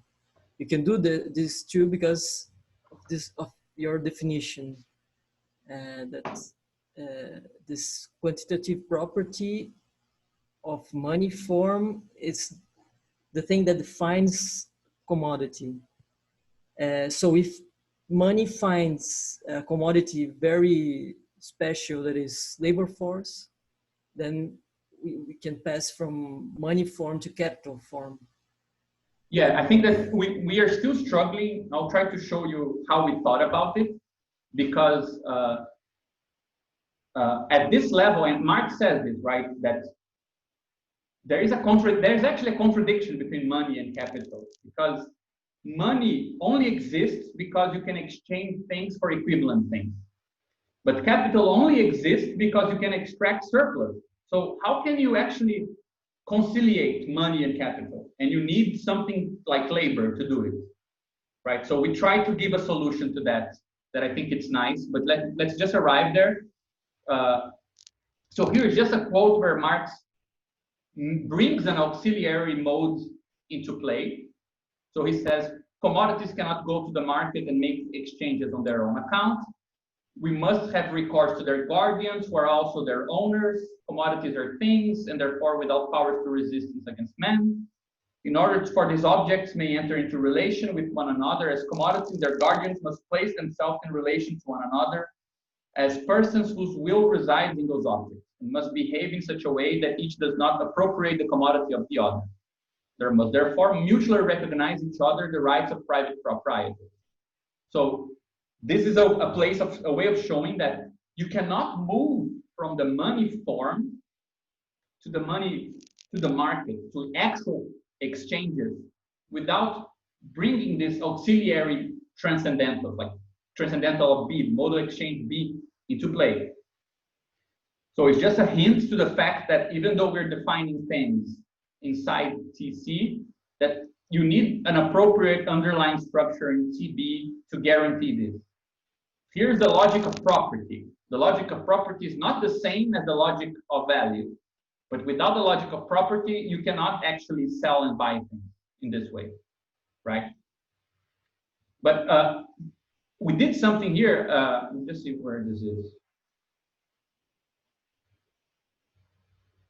Yeah, so this is actually where we move to atoms to objects. So he says, to the owner of a commodity, every other commodity is a particular equivalent, and therefore his commodity is the universal one, right? So if I have one commodity, I imagine my commodity as the way to express the value of all others, but this doesn't work, right? Instinctively, they conform to the people who want to trade. They conform to the laws imposed by the nature of commodities. They cannot bring their commodities into relation as value, and therefore as commodities, except by comparing them with some other commodity as the universal equivalent. So it's not enough for this to be a form. It needs to take the form of an object for these relations to hold in reality. It's not enough for this to be a logic for each one. You need actually to constitute this as a social action, right? So the social action of, therefore, of all other commodities sets apart the particular commodity in which they represent their value. Thereby, the bodily form of this commodity becomes the form of the socially recognized universal equivalent. So it becomes money. So it's not the money form. So the possible logic that we were talking about, but the actual appearing of relations that respect that logic in the market. So that's how we get to the money commodity, properly speaking, not simply the form of money. And Marx describes a bunch of relations, a bunch of properties that the money relation has, right? Money has a bunch of functions. It's the measure of value, the means of circulation. It's something you can hoard, right? Keep to yourself. It's a means of payment, and it's also a world money. This is what he says in chapter 3. So we just went through all of them, and I can describe them very quickly so we don't lose too much time. So the first thing is the chief function of money is to supply commodities with the material for the expression of their value, or to represent their values as magnitudes of the same denomination, qualitatively equal and quantitatively comparable, right? So money as the measure of value is the phenomenal form that must of necessity be assumed so that measure of value which is immanent in commodity. So the measure of value, which is the labor time, as we will see, need to appear as money. It's the phenomenal form of that magnitude, right? So the expression of value of a commodity in terms of the money commodity, in this case, which is gold or in capital, is the money form or price.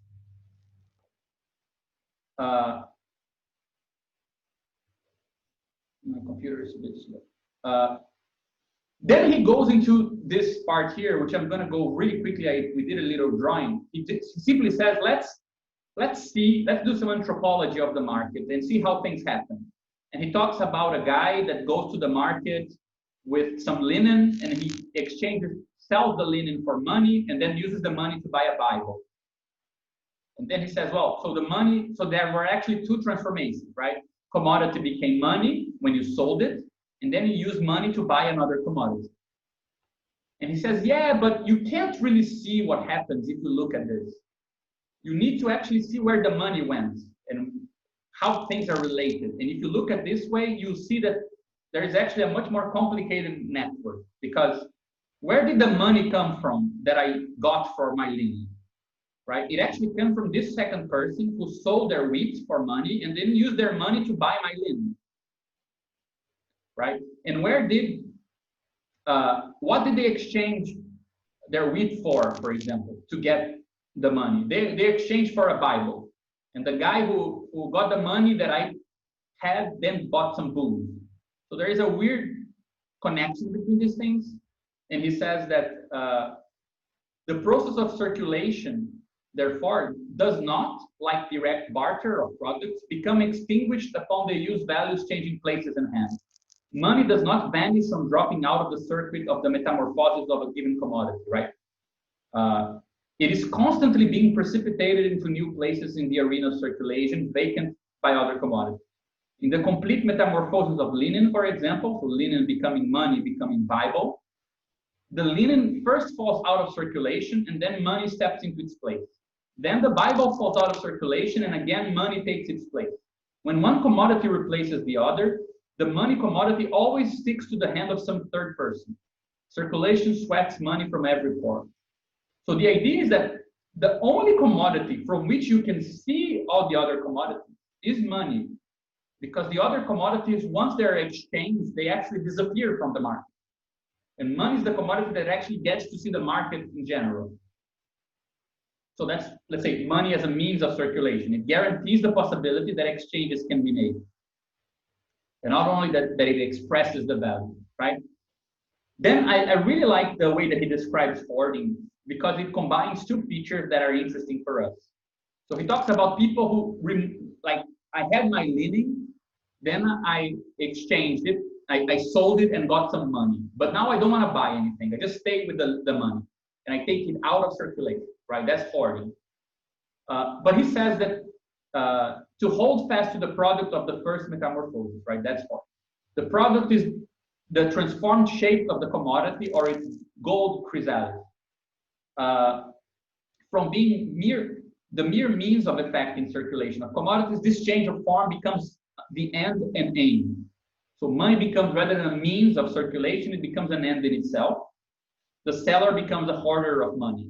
And I love that he says that by the side of the gross form of a hoard, right, this idea of taking money to yourself, we find also its aesthetic form, right? So there's something about having gold, keeping gold itself rather than changing it for something useful, which also kind of makes clear the aesthetic dimension of this process, which is the fact that, as he says in this other quote, when I look at another commodity, I only see finite exchangeability, right? If I have linen, I can only exchange it with people who want linen.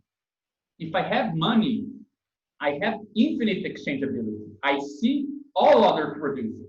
So aesthetically, money has a quality that other commodities don't have, right? And I think it's interesting because if you think of it in terms of the connection between appearance and infinity, right? That's very much a problem of Kantian aesthetics, the idea that the infinite appears, right? And this is very much what he says about hoarding. You hoard money because when I have a commodity, I always have finite probability of exchange. I only exchange if somebody else wants what I have. If I have money, I have guaranteed exchangeability, right? So the desire after hoarding is in its very nature insatiable. In its qualitative aspect, or formally considered, money has no bounds to its efficacy. It is the universal representative of material wealth because it is directly convertible into any other commodity.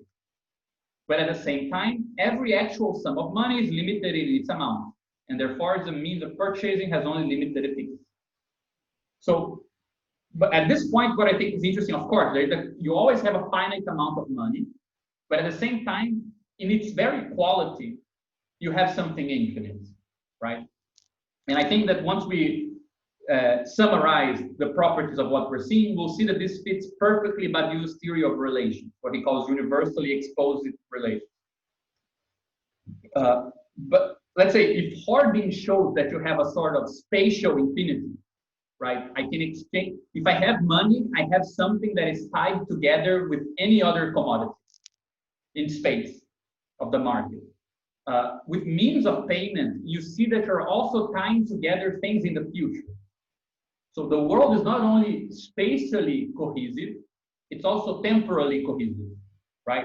I don't need to respect the buying and selling in order to exchange. I can actually, for example, get a commodity and pay in the future, or I can pay first and get the commodity later, right? So he says, you can therefore buy before you can pay for it. The vendor sells an existing commodity, the purchaser buys at a mere representative of money, or rather of future money. The vendor becomes a creditor, the purchaser becomes a debtor. Since the metamorphosis of commodities or development of their value form appears here under a new aspect, money also acquires a fresh function. It becomes the means of payment. And finally, I'm going very quickly here, but just so we can move to other stuff. He said, well, not only this, but when you want to exchange money beyond the limits of nations and states, so if once you don't have states to guarantee which thing will be by social custom and law the commodity that functions like money, he says you need to resort back to its material, right? So when money leaves the home sphere of circulation, it strips off the local garb, which there assumes, of a standard of prices, of coin tokens, and of a symbol of value, and returns to its original form of bullion. In the trade between markets of the world, the value of commodities is expressed so as to be universally recognized. So the very fact that there is some material that functions as money, even though it's relative, it doesn't need to be by substance, the very basis of value, like pre-Bretton Woods. It can be relative, like at one moment it's one thing, like oil, at another thing is something else, right? Doesn't matter. But the fact that it needs to rely on its real existence, right? Its real mode of existence in the sphere of world trade, this is how it corresponds to its ideal concept. So at the outskirts of nations and states, at the outskirts of mode A and B, that's where you see money for what it really is, right? As world money. So the way that we think about this is that, well, Badiou's theory of relations fits all these properties perfectly, right? If there is a relation of exchange between commodity 1 and commodity 2, then there is a quantity of money that expresses this relation. But this quantity of money is itself seen, right, by other quantities of commodities as well. So we translated this in terms of measure of value. The money commodity is an object that in a certain quantity preserves the atomic logic of value. So if this object is a commodity, meaning it's priceable, its parts are priceable, and it itself has an exchange function, and this as well, money preserves, is an object that preserves this inner relation, right? So it expresses the value of the commodity. Means of circulation. For every relation between commodity C1 and C2, there exists amount of M which exposes this relation, while also being exposed to a singular amount of another commodity Ci, right? Hoarding. Money expresses something about the infinity of exchange, while being of a finite quantity. It touches on the aesthetic synthesis of the world of commodities. So money is the only commodity that has, let's say, if for any two objects there is some money quantity, right? It is infinitely, you can see any relation between commodities from the standpoint of money, whereas the inverse is not real, right? This is also valid for future. So the money commodity guarantees the spatial as well as the temporal closure of the world of commodity exchange. So this is not only in space, but also in time.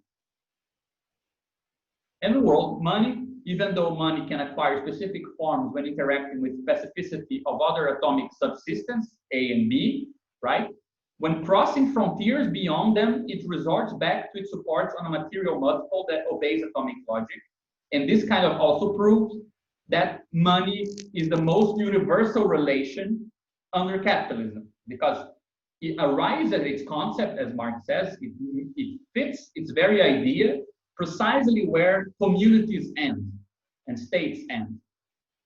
So beyond state and communal relations, you can still have money relations, right?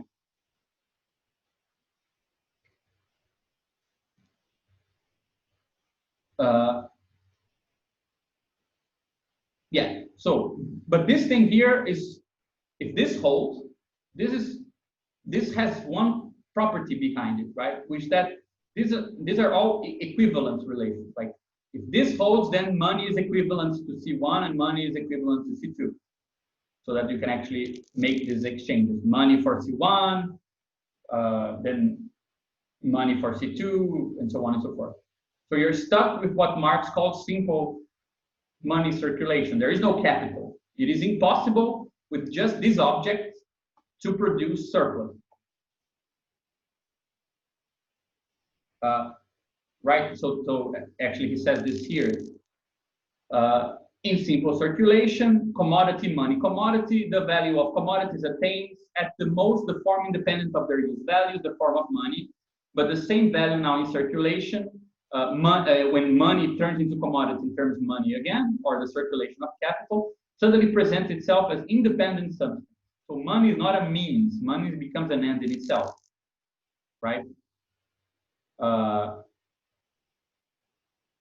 And this is hard to explain, right? So how can you arrive at more money simply by the transformation of one commodity into another? Buying in order to sell, or more accurately, buying in order to sell dearer.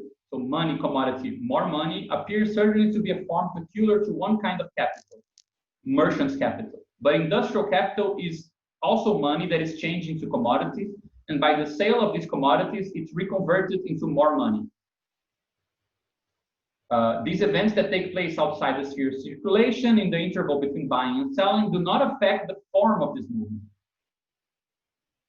So how can you explain this, right? So one thing that we try to do is to write it like this. So this is like an equivalent space, right? Everything that money, this quantity of money sees, is equivalent to it, right?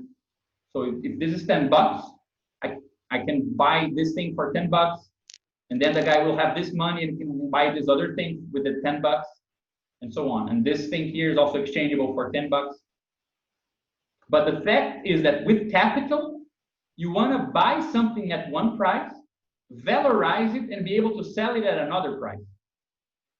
So this money here actually expresses an equivalent space. And this other quantity of money expresses a different equivalence, right? And what we want to do is to be able to explain how it is possible that this amount of money buys this, this gets changed into more money, right? So capital becomes more money, the capital you invested.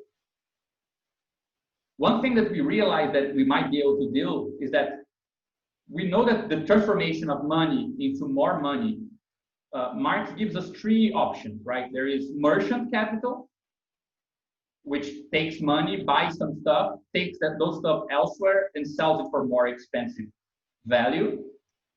There's interest capital, which gives money at a certain rate and then asks with interest in the future, right? So this is like spatial difference. This is like temporal difference. And then there is industrial capital, which is neither in space nor time exactly. You buy the specific commodities, and by putting them to productive use, the commodities that they make are worth more. And we thought that perhaps one way of understanding the difference between the three is understanding the difference between the frontiers that money is crossing. In merchant capital, you're crossing state frontiers. Frontiers between equivalent value spaces. With interest capital, you're crossing community frontiers. You're using the gift idea of debt and counter gift as always being more expensive to charge interest. So this is based on mode B. This uses mode A, and industrial capital is the only one that actually uses mode C with itself. So we can actually use our multi-layered transcendental to explain the difference between merchant interest and industrial capital. Merchant capital uses the state structure, which defines these equivalent spaces, right? Here, everything is equivalent. And in this other space, everything is equivalent. And then C is crossing here. You can use mode A, right? Because we know in mode A, when I give you a gift, you need to give me a gift of different value, not the same. So when I give, so this is mode A. So you can use this difference to give some amount of money and then get some amount of money back that's higher. And with industrial capital, we are using something that is immanent to mode C itself, which is why Marx says that industrial capital, even though it comes later, it is actually the pure form. It is the actual, let's say, logical structure of surplus production, rather, or surplus appearance, rather than in merchant and interest capital, right? But we have a problem, because how can this work? How can you do operations on this that will lead you here, right? And then there's these famous passages, and Marx is all excited, and you can see he's like about to show you something amazing, and he spends like pages and pages delaying and saying, "Oh my God, how is this possible?" Right? Because his whole point is the conversion of money into capital has to be explained on the basis of the law that regulate the exchange of commodities. You cannot explain the appearance of more money in terms of somebody being like a smart ass or somebody robbing somebody else, because in the averaging out of everyone robbing everyone else, this wouldn't work. So you need an explanation that preserves the law of equivalences, right? So we will say,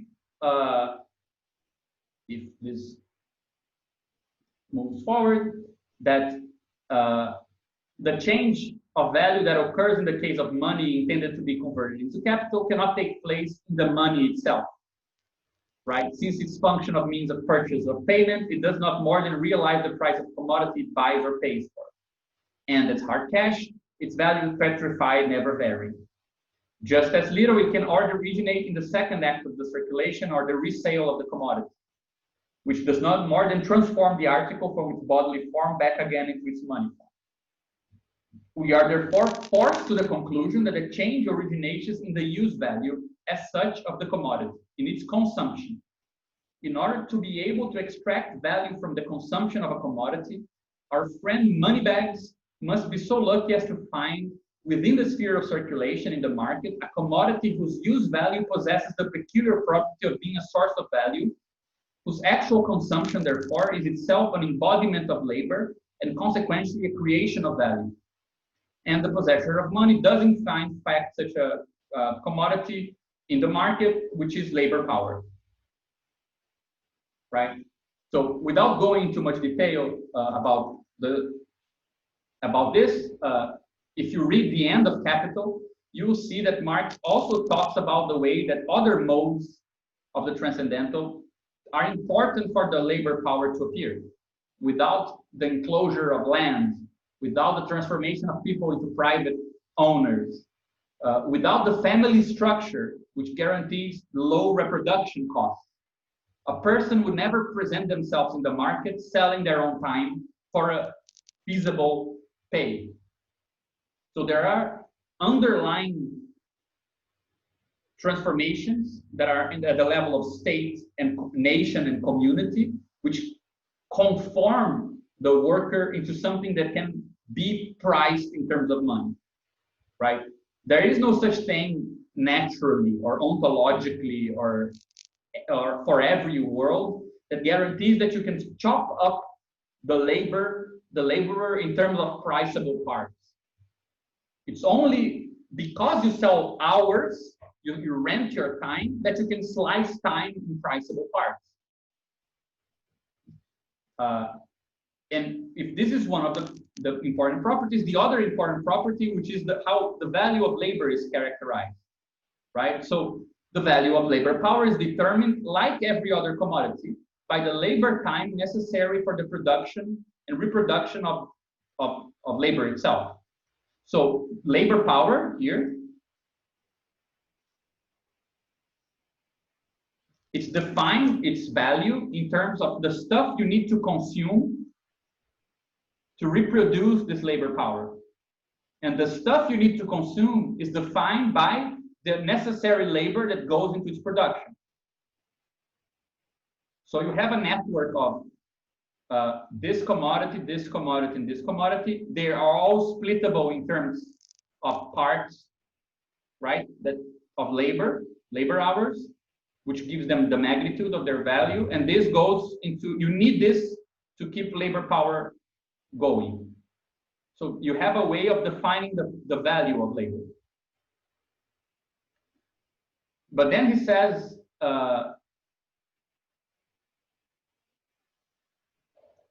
where does he say this? I think it's in another quote.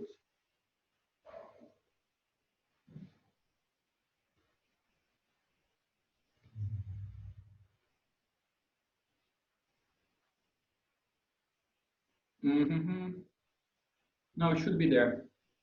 Where he says that the magnitude that defines labor power is totally separate from the magnitude of value that labor can produce once used, right? And that's precisely the difference we're going to be exploiting here.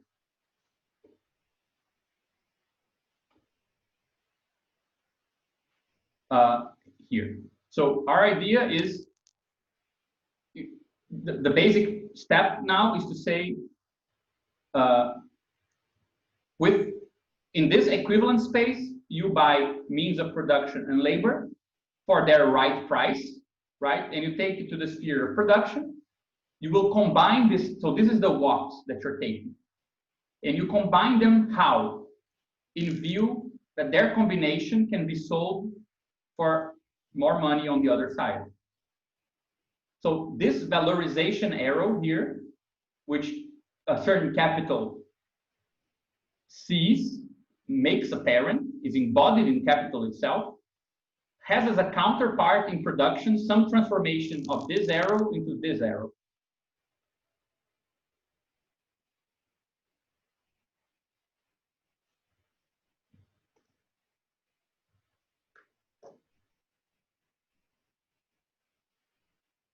Yeah, we're starting to get into the possibility of decomposing the process, right? Yeah, this is the part that I think it's confusing at first, because when Marx gets to this point and he says labor is priced in accordance to the first equivalent space, but its use is composed, it's mixed up with the means of production to produce something. in view of the second space, the space that is going to be sold, it's trapped between these two equivalent spaces, right?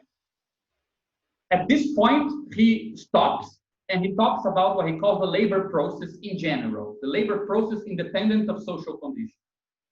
And I think that this presentation is very misleading because it makes it seem like he's saying that there is substantial stuff outside of value.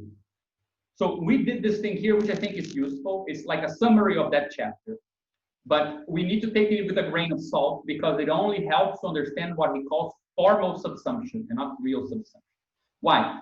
In this chapter, I think it's chapter 7 in the English version, chapter 5 in the Portuguese one, he will say, well, the labor process involves turning some material and using, which is at some place, using some instruments and some effort into a product, right?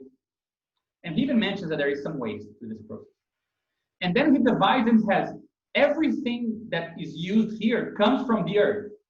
The earth is actually the base resource for the material, for the land, for the instruments, and it's what makes our existence.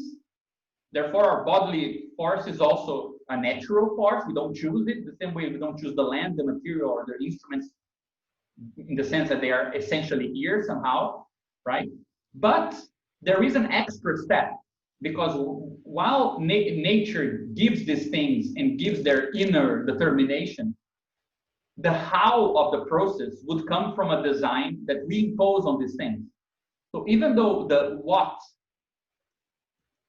is natural, the how is human, which is just an added step.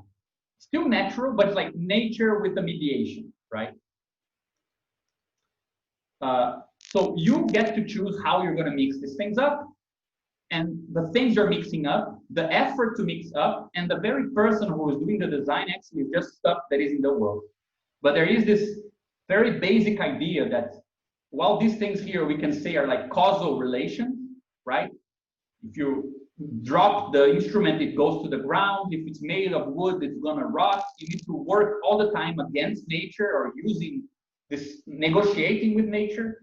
These rules here, they are rules in the proper Wittgenstein sense, right? Of oughts, not of needs, right? It's not like this is how it is and there's no other way. This is like the rule you submit yourself to, right? The reason why this is a good structure to have in mind, though it will take us a lot of slides to get back to this, is that when you get to capitalism and what basic formal subsumption, you just get the change where money defines the what, right? Money defines the quantities and the values of the things, and the more money in the future defines the how. So combine the value of these things determined by what money bought in such a way that their combination is valued more later, right? So what, and this is how Marx actually ends that chapter. He ends it by saying, well, the difference between within production in general and capitalist production is that the laborer doesn't have control over what he does. So the design is, the how is not defined, the how is not defined by the laborer. The how is defined by more money, by the concern with valorization, right? And the product is not his, because why? Everything that is here is actually the product of being bought. This is called formal subsumption, and not even the way that Marx described it, just because you're not really mixing things up yet. You're just, let's say, changing who controls the process. But the thing that Dennis said that is the crucial part, and I'm just going to skip this because I'm afraid we don't have time. But once things are, I mean, once we take into consideration what we were talking about in terms of the money form and not only commodity, right? The fact that the way we define money puts money in between two sorts of operations, composition and relation. Relation is like circulation. It's exchanging things that already exist. Composition is actually making things exist by composing it with other things that existed prior into new objects. So this is like production, and this is like circulation. And the money form actually applies to both. Yeah, I think another way to say this is, yeah, this formal subsumption lays the groundwork because it applies the priceability thesis to this process, right? Yeah. Whereas previously we said priceability, which means like a thing can be thought of in terms of its priceable parts. We applied it to the market. So if you go to the market and you say, oh, how much is this worth? You have to judge for yourself. Does that make sense? Like, this car is worth this much because the wheels are worth this much, and the body of the car is worth this much, and so on, and the insurance and so on. But then that priceability perspective can now be applied to this production. So the elements of production can be broken down into material, land, instruments, and so on, and each of those can be priced. So it is simply applying the same perspective to this process, but it's still formally that way. Like it hasn't affected the process itself. It's only a way of seeing the process right now. Yeah, I think that's also always important. Like that, the way that we're talking about these things always guarantees that there is a way of looking at things in terms of price, even before you can say this thing has a price or this thing was exchanged for money. There's already, let's say, a transcendental structure, a way of constituting that object as a priceable thing, right? And I think one thing that I didn't mention that is important here is this thing was mediated by previous labor, right? Because to turn earth into some raw material, you need labor. To turn some stuff into an instrument, you also need labor. But remember that the labor power, so since Marx already defines the value of the commodity, the magnitude of the value in terms of the work hours that went into it, being the product of past labor simply means that there is a magnitude of value attached to each of these things. When you come to the bodily force, to the hours of effort, the amount of the commodities that it's not previous labor that defines it, right? So you have an extra mediation here. You imagine that you have some products themselves with labor inside of them, and these products are necessary for the reproduction of the labor force. So the value of this is defined by the labor that went into this, right? Now, but this is all equivalent from the perspective of the first M. But I'm not going to use the bodily force in terms of the first M. I'm going to use it in terms of the second. So the how of this combination comes from the design, which is defined by the process of valorization, not the process of production, even though the parts are the same. And I think that this is already when you start seeing why this perspective is so nice, because we don't have any previous commitment to what is a part and what is a whole, and we can always go back and reslice things in terms of their priceable parts, right? And we can reslice those priceable parts in new ways. You can have something that is sliceable in one way, and then resliceable in another way. So I can buy your labor power in terms of the value of its hours, but I can evaluate the product of that labor by the composition of that hour with some machine, for example, which is the object of which is what goes into the product, right? There is some weird Banach-Tarski kind of paradox idea. It's not really, but kind of that sort of weird counterintuition that you can actually slice something in one way, compose it with something else, and get more than the original thing, right? Now, this part here that we can go very quickly over, but it's something we're starting to study, is that there is a whole theory called resource theory that describes processes like this. Like this, like a recipe.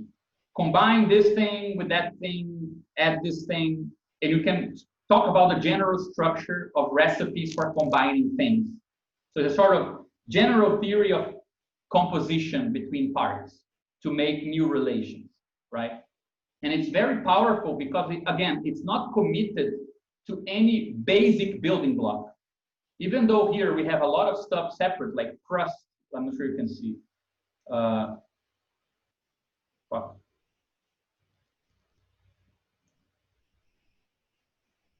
Every time I try to use this, something goes wrong.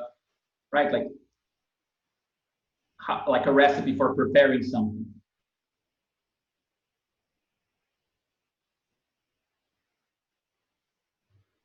You can redescribe this very detailed recipe in terms of a big black box, for example.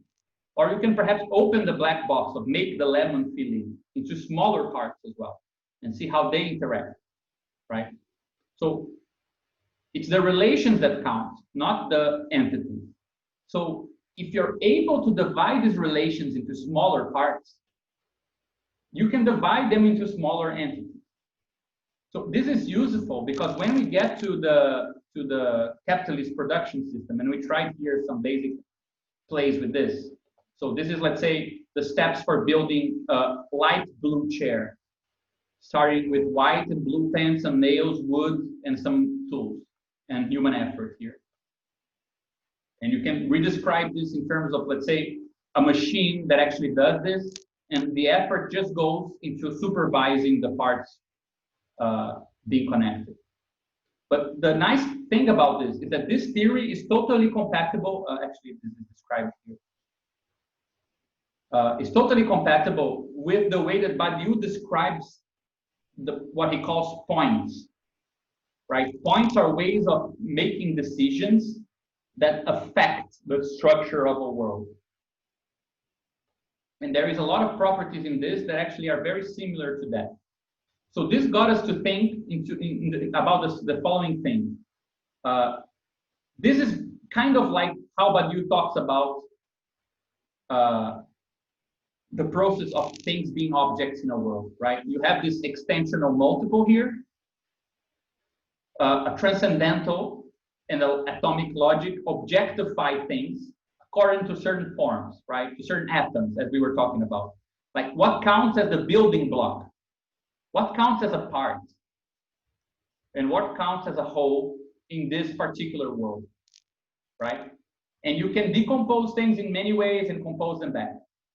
But below the atom or outside the form or in an unformed way, there's still other stuff, right? So if I define something as an atom, of course, I can combine it with many stuff and make this a big stuff. I might be able to use the same form to redefine this atom into smaller parts like this. But I can also, and this is how Badiou defines like more radical change, bring parts of this structure that have no form and bring them up into the situation and use their determination to connect things in new ways, right? So this is his theory yeah. I should add here also, since we're talking about points, points are exactly ultrafilters.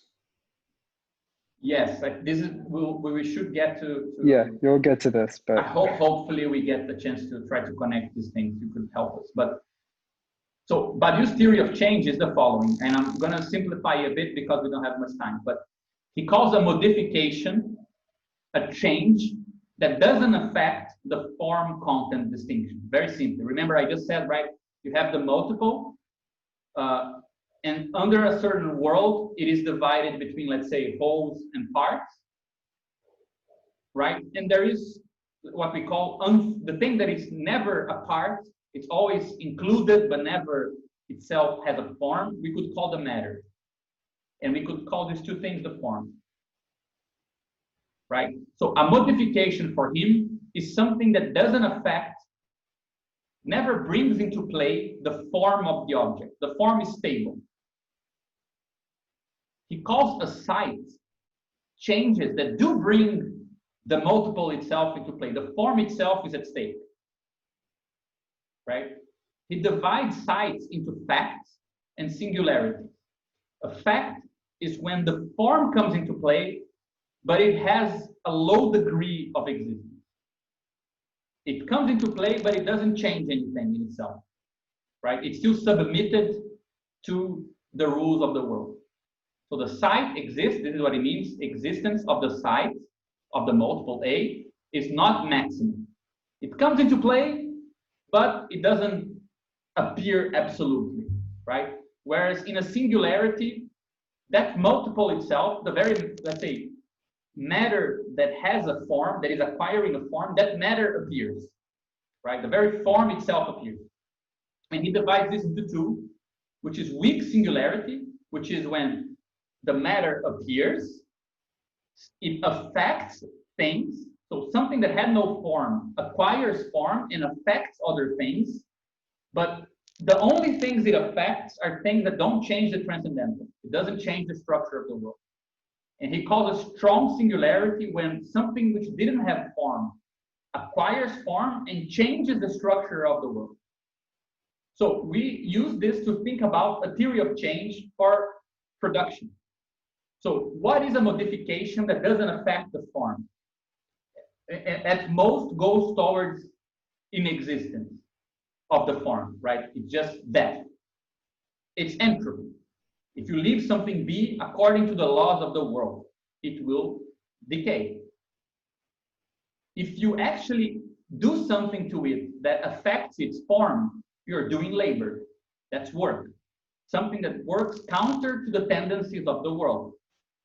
So it already brings the site into play, but if the site that is brought into play doesn't really have maximal existence, the site, the form of the thing you're changing doesn't appear as such, doesn't have, no new matter gets formed, you're doing technical work.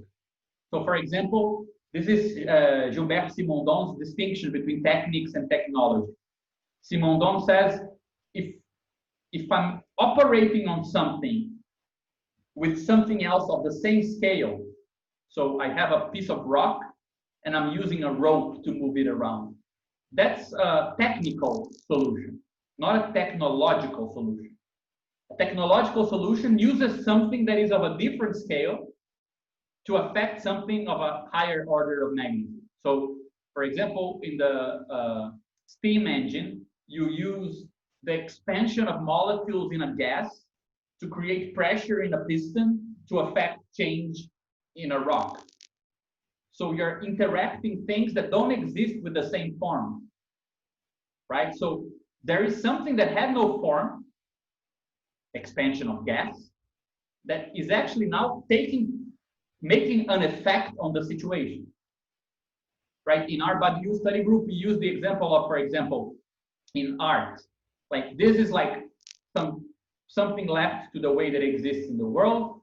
A site is, for example, when you change the form of something. A fact is when, for example, you take notice of the grain in somebody's voice, but that grain is not doing anything, right? It exists, you listen to it, but it doesn't really change what is important, the melody and so on and so forth in the singing. A singularity is the case, for example, that in one particular moment, something that had no form, the grain in the voice, actually changes the song. You start considering the grain in that voice. So Louis Armstrong's voice, the grain is actually part of what identifies his voice, right? Something which has not the same form as singing or notes in a song acquires a form. But it might not change the style. Jazz is still sung the same way. It's just Louis Armstrong's voice that has a particular quality to it, right? So it's a weak singularity because it has no consequences for music.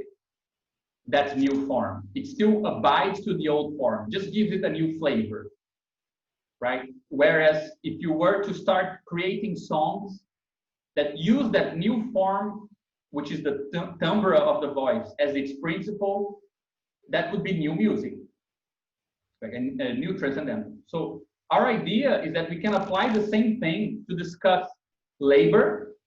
So it concerns the form of the multiple, to distinguish techniques from technology. Techniques is when labor affects the form, but it doesn't bring anything that didn't have matter into matter, or didn't have form into form. So we can only touch on things that are already have a certain scale, whereas technology can actually bring things that have a different scale into the production process. Right? It didn't have a form, but through technology, you're able to decompose things in a way that their previously unpriceable parts become priceable. So you can actually start pricing watts of energy. Whereas there's nothing in labor's way of decomposing and recomposing as a technical activity that would ever allow you to give a price to unformed matter of the production process. Now, you can use technology to increase productivity, meaning to affect change in the way that the world is structured. For example, once a new technology appears, it will create a new parameter for the organic composition of capital across a bunch of capital. So it creates ripples in capitalist space. But it still keeps the money form as a transcendental. So the limit of technology is that it can never change the fact that the new parts, the new things that have form must be compatible with the money form, right? So you do create a new system of information with the internet, but you still organize it in terms of evaluating the price of internet connections between people, like Google Ads, right? Or big data. So even though you're giving form to things that didn't have form before, you still decompose those new forms in terms of price. So they're still seen by money, right? So, but you used to call events, and now we call strong singularities, things that when they emerge, so this is the form, they were in the level of matter. When they emerge here, they create a new formal principle, right? And they localize the old stuff rather than the inverse. But we came up with a new distinction that is not in Badiou that helps us to distinguish between political novelty and political economic novelty. Political novelty would be situations in which the new form just gives rise to a new transcendental, right? Political economic novelty would be when this new transcendental becomes the dominant transcendental. So it's not only that it's universal because it's true, like for example, some political egalitarian thing that happened in the Paris Commune. It's true. It's not only extracting something from matter and giving it a new form. The very effort of laborers now becomes seen and organized. We organize people based on human relations. But I mean, it's universal only in the sense that it was everyone treated themselves as equal. But it doesn't create a dominant transcendental under which you now localize every other transcendental. You don't get to reorganize society as a whole based on the Paris Commune. So because we have a multi-layered transcendental in our idea, we can actually distinguish between when TD, right, what free association in Karatani sense, gets to structure something, so when it exists, right, from when it becomes the dominant mode. Now, this is this sorry? Yeah. Is this only this multi-layer transcendental only a property of worlds that pertain to politics? I don't know. Depends on if people in other procedures want to try it out. Like if we wanted to formalize this a little bit further, shouldn't we also expand the left-hand side? Yeah. No, we're working on that now, right? But I don't think that every world, I mean, it's not a universal truth that every novelty, every world has this distinction. We don't need to make that big commitment. It might be the case that only in capitalism, because there is, let's say, a multi-layered transcendentals, you can do these two things. You can make a new subsystem appear, or you can make a new subsystem the dominant subsystem. But if you have that multi-layered transcendental, then that should hold. But this is totally uncharted territory. We don't have anything on this yet. But one thing that I wanted to show you that I think is very important is that we just went from entropy to labor to a new communist political system in a continuum. So the theory of labor and the theory of organization are now in a continuum. They're not separate systems, separate theories. They're the same theory. All the material that we are using to define capitalism applies the same formal tools to define this new thing. Right? So that's already a big jump because there is no two systems, one for political organization and one for capitalist organization. The theory of this part here, which is just one section of the theory of this, the whole thing here, is the theory of how you turn production into a new theory of organization. And it's funny because at this level here, we can understand it as this organization, disorder, right? And at the other extreme, we have like global reorganization. And labor, techniques, technology, productivity, they're all, and let's say political insurgents, they're all knitted together in this process. So if we do manage to develop this, apparently there's a lot to gain. Now, the thing that we prepared, but I'm not sure if we should present now, we can leave it for another time, is that we went into, like as Marx does in the next chapter, like focusing on this. Because once you buy labor, let's say, you're buying technical labor, you're buying labor with a quality, labor that can affect some forms when it's bought. But capitalism is not interested in this, and this is actually artisanal work, right? And what Marx actually does, and I think that here we have a bunch of slides just talking about how labor goes into the valorization process, and you buy labor for one price, but then you work it in a different condition than you right? So everything is based on the cost of reproduction, and the labor is based on the cost of reproduction of a workday, but we use it based on the amount of money you want to produce, right? Which is like this. And then Marx says, okay, so you buy labor by its value, and you are going to recompose labor in the production sphere in accordance to K, right? So capital, which is this exposing this valorization arrow, this relation, is going to organize this transformation in such a way that the money you put here, when it's outputted, it's actually more money. And Marx, and we started looking into the way that Marx describes now production seen from the standpoint of valorization. And we have some slides on this, but I'm not sure if we have time to talk about it.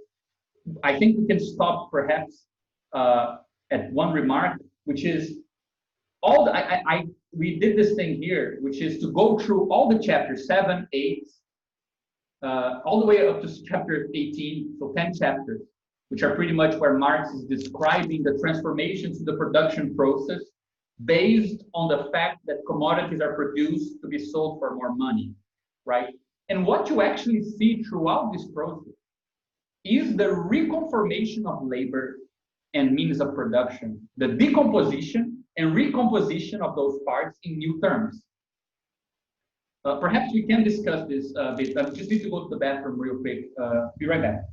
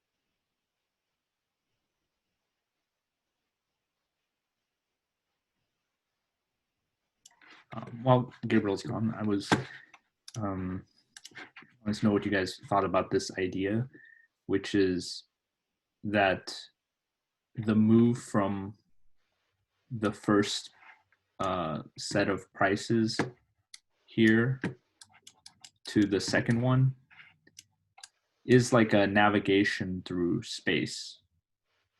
So if we locate M1 and M2 as being like 2 points in a space, then this traversal, this production process is a distance, and the capitalist functor is the one that gives a price to this distance traveled.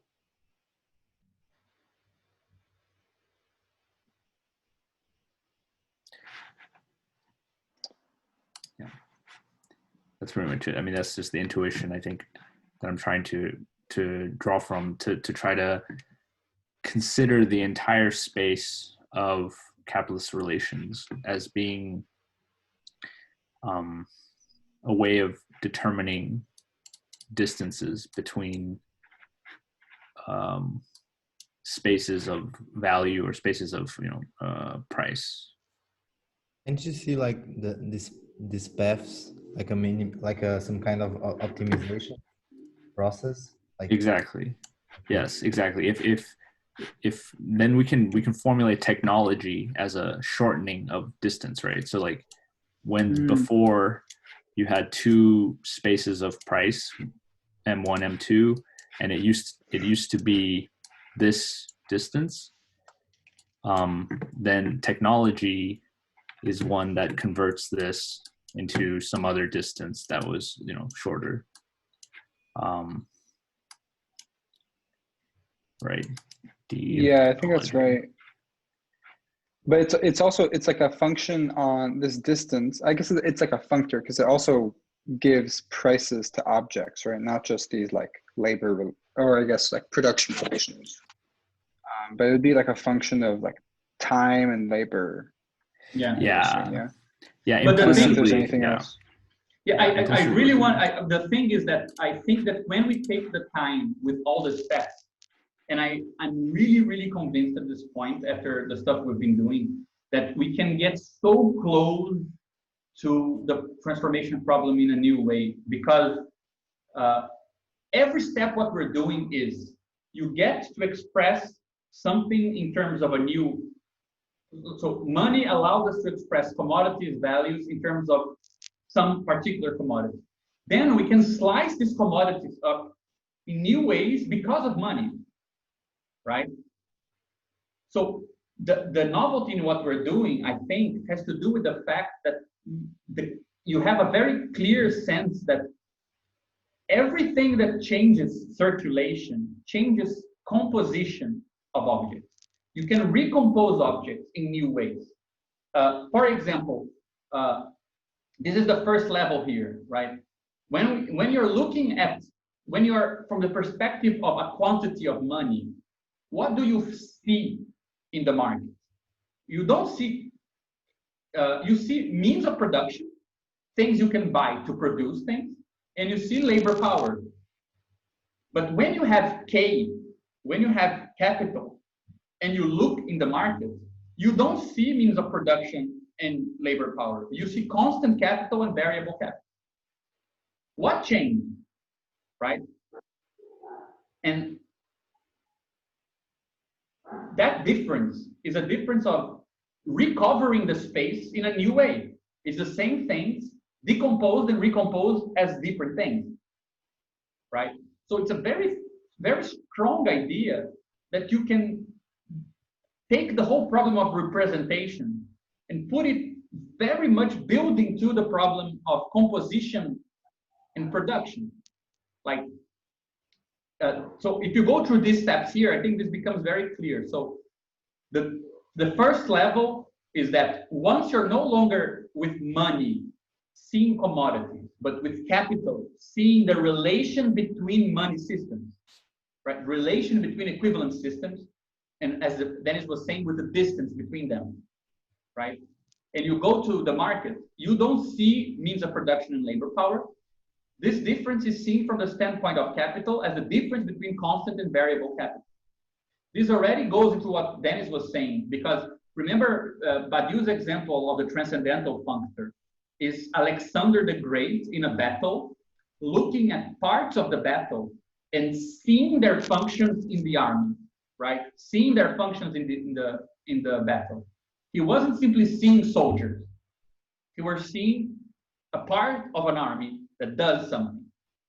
That's similar to the idea that once you have capital, you don't look at people as soldiers. You look at them as variable capital. You look at them as the difference between, let's say, necessary labor and surplus labor, right? So once you have, once you start seeing things like this, so if at this first level, K sees things, so at the level of M, we saw things at means of production or labor power, which are commodities. When I take the position of K and I look at these same things, I see constant capital and variable capital. But now I can recompose the whole thing. So this is a relation, right? But when I can actually use capital to recompose labor itself, which means I can now think about variable capital. I decompose it into new parts that didn't exist. I decompose it in terms of necessary labor and surplus labor. Necessary labor means the amount of time the person needs to work, the amount of hours that pays for its value, right? So this, the necessary labor. So if I need $10 worth of commodities to replenish my efforts, and it takes me 2 hours to make $10 worth of commodities, 2 hours, right, that pay for the price of my value, right? They pay for the price of my commodity. They are the necessary labor hours. And every other hour after that I work is surplus labor. It goes beyond the amount of time I need to work to pay for the cost of replenishing my labor, which is the cost of which is the value of my commodity, right? It's only because K exists that it can look at labor and see this distinction. This is a way of decomposing the labor once you see it with the capital glasses, so to speak, right? This is a way of seeing labor in a way that you would look at it if you are concerned with recomposing it in order to make more money at the other end. Because it's by playing with this and this, right, and extending this, that I will make more money. So you see, like every concept that we add, it's both an object in the market and a new way of seeing production. And this is totally tied together formally. It's not like a way of speaking, a metaphor. It functions both ways, right? Once you have the money commodity and the money form, you can slice objects in the market in terms of price. And you can imagine each part of that object being produced separately and brought together by that price. So the moment that you see things as money, you can see them in that way. So that's why we separated these things here. And I think that's very useful to think about it. So first, from the standpoint of money, you see means of production and labor power. From standpoint of K, which as we know is seeing the relation or the difference between equivalent monetary spaces. You see constant capital when you look at means of production, and you see variable capital when you look at labor. From the standpoint of value, we know that labor commodities are worth what their reproduction cost is in terms of means of subsistence. The amount of work hours needed to produce the equivalent to the cost of labor itself is called necessary labor. So the necessary labor to produce stuff that is worth the same as your labor costs. The additional hours of labor which exceed this threshold are called surplus labor, right? So absolute surplus extraction is defined when the relation between necessary and surplus labor is invariant, and you just increase the amount of hours. So it takes me 2 hours to produce as many commodities as my labor is worth, but I bought your work day. So the next 6 hours you work, you're producing things in surplus, right? But relative surplus is when you change the ratio itself between necessary and surplus. So for example, I can, when you got to the factory, you found some machinery. And with that machinery, it took you 2 hours to produce the amount that you cost to buy. So you repay yourself. And then you found extra 6 hours, which give us an extra 30. But now I changed the machinery, and it takes you only 1 hour to produce 10. And the other 7 hours, which you've now produced 70, they are for free. So I changed the ratio, right, between necessary and surplus. That's what he calls relative, because the amount of work hours might be fixed, but you change the ratio of how much is surplus and how much is necessary. But this takes you to a third way of decomposing labor, because now you can, not only do you see necessary and surplus labor, but you can divide variable capital in terms of variables that you can switch around. And this is what Marx talks about between chapter 16 and 18. So, for example, duration of work, right? The extensive amount of hours, the intensity of your effort, how much you work in one given hour. So you can be more hardworking or less hardworking, right? Or the conditions of production, with tools, machines you work with. So this is a way of decomposing the worker from the standpoint of capital. Capital is that sees workers as composed of those variables that you can switch around to change the result in such a way that it's in accordance to more money, right? So for example, to go very quickly, just so you see how this works very nicely, if you go between chapters 13 and 15, you can see how it's all about the history of capitalist production. It's pretty much the history of decomposing workers as people and recomposing them as workable parts that are priceable. So the first way of decomposing and recomposing workers is called cooperation, which is simply to put a lot of workers to use the same space, right? So they are not combining their works, but I had like a worker 1, worker 2, and rather than have them working in separate places, so each one with their variable capital and constant capital, now that I have this distinction, I can have like some place and some machines or some stuff and put the workers inside to work in the same place. So I actually spend less constant capital per variable capital, right?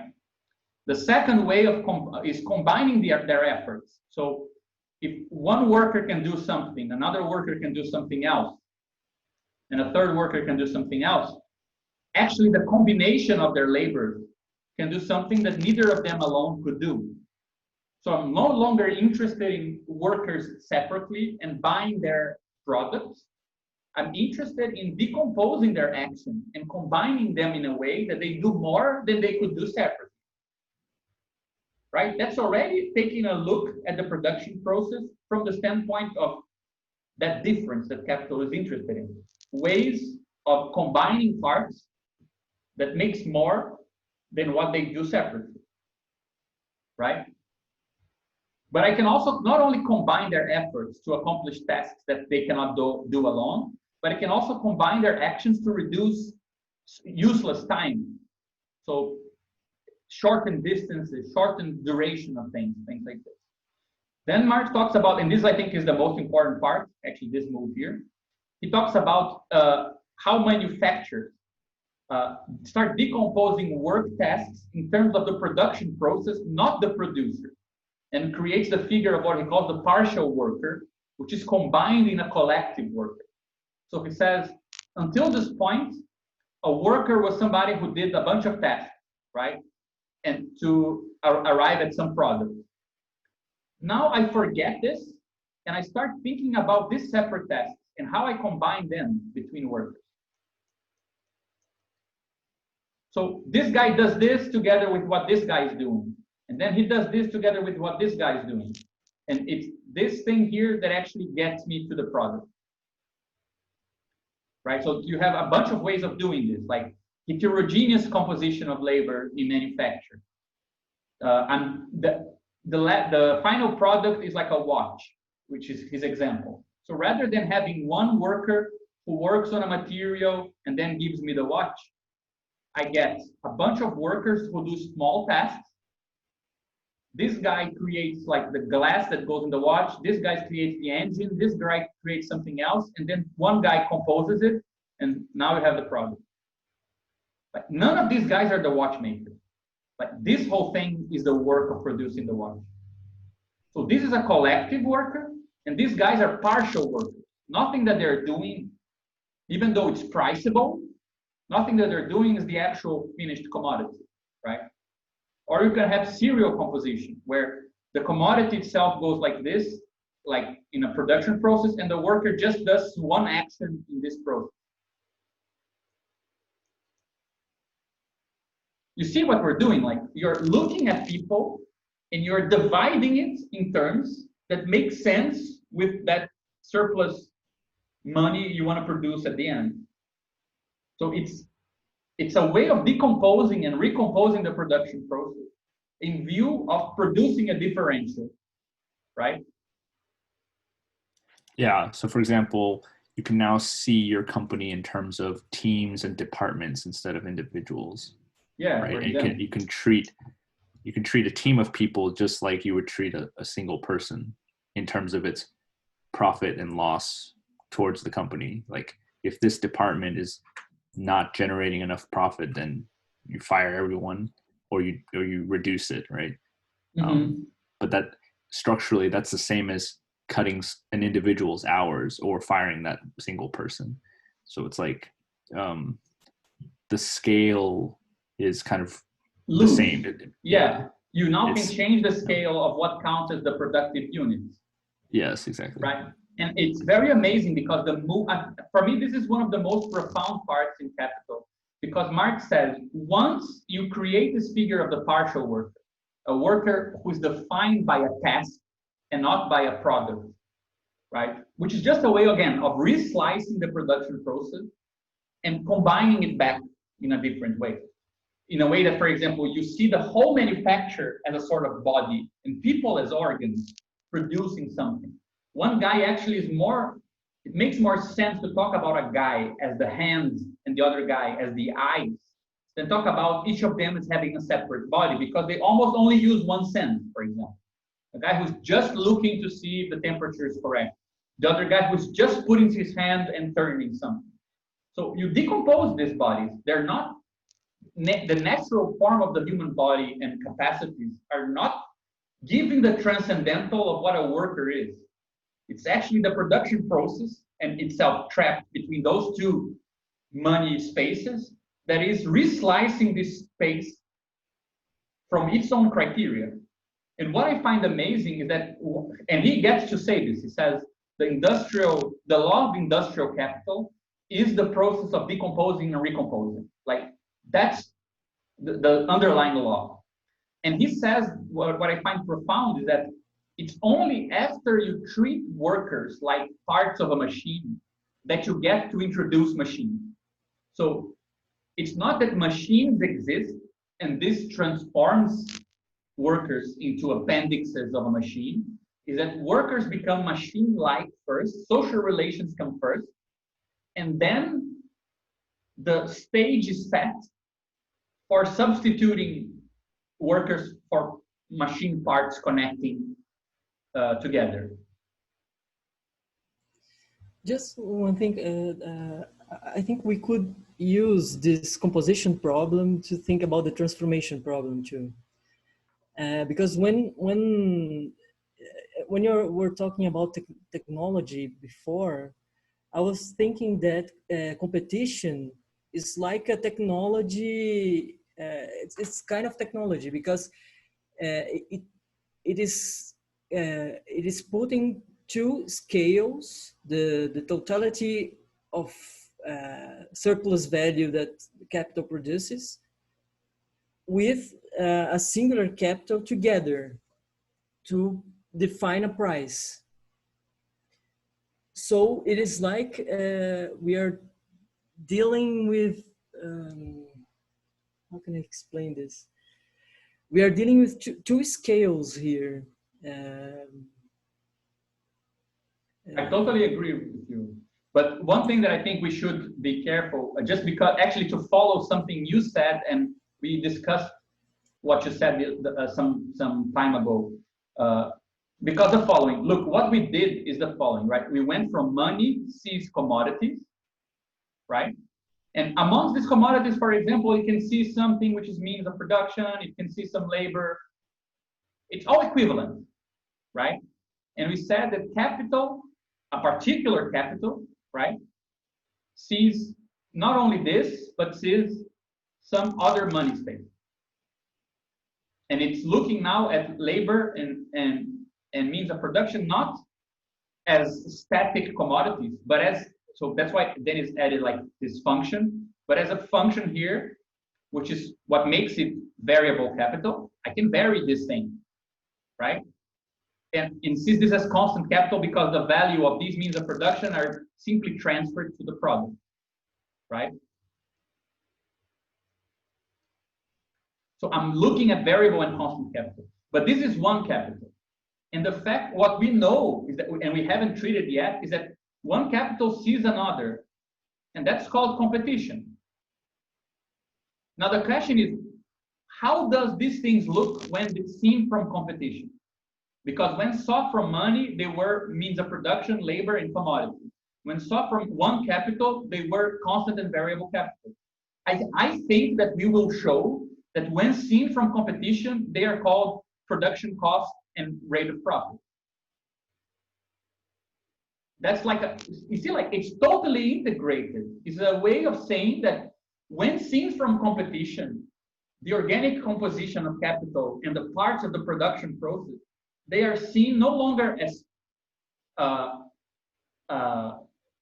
commodities, or even though they're compatible with that, they're not seen only as commodities, they're seen as production cost and rate of profit. And I mean, we could even define, let's say, if you want to slice these things now, not from the money point of view, but from the capital point of view, we could say that the money form, it's what we call the priceable parts, right? The capitalist form is the profitable parts, right? So price is like a static expression. Profitability is not exchangeability. It's the capacity of the things you're seeing to obtain for this transformation. But then we can talk about competition, meaning the very appearance of the relations between capital. And it's not going to be profitability in general. It's going to be the averaging of profitability of something like this. So we will be able to define all these concepts of price, one on top of the other, with you using the same mechanism, exactly as you were suggesting, like in our general meeting some time ago, right? Yeah, it's really interesting because, yeah, you're right. The competition does have the same functioning, like in the sense of it maps two different spaces. Just like this phi, which we were calling commodity production, maps one space of prices, or basically one type of commodity to another type of commodity. And so yeah, there's this mapping of spaces here, but then there's also a mapping between two different capitals, which is their competitive relation. And then Badu's system, because it's a logically closed system, every relation must also be embodied in an object. So I guess the question would be, what is the object which stands for competition? Yeah, that's a good question. So what is the thing that sees competition, right? How is competition embodied not as a relation, but as an object itself? Yeah. I think that's actually what the rate of profit is. Isn't rate of profit how the organic composition, the difference in organic compositions appear? Yeah. By the way, Yeah, just a nerd Badiou comment.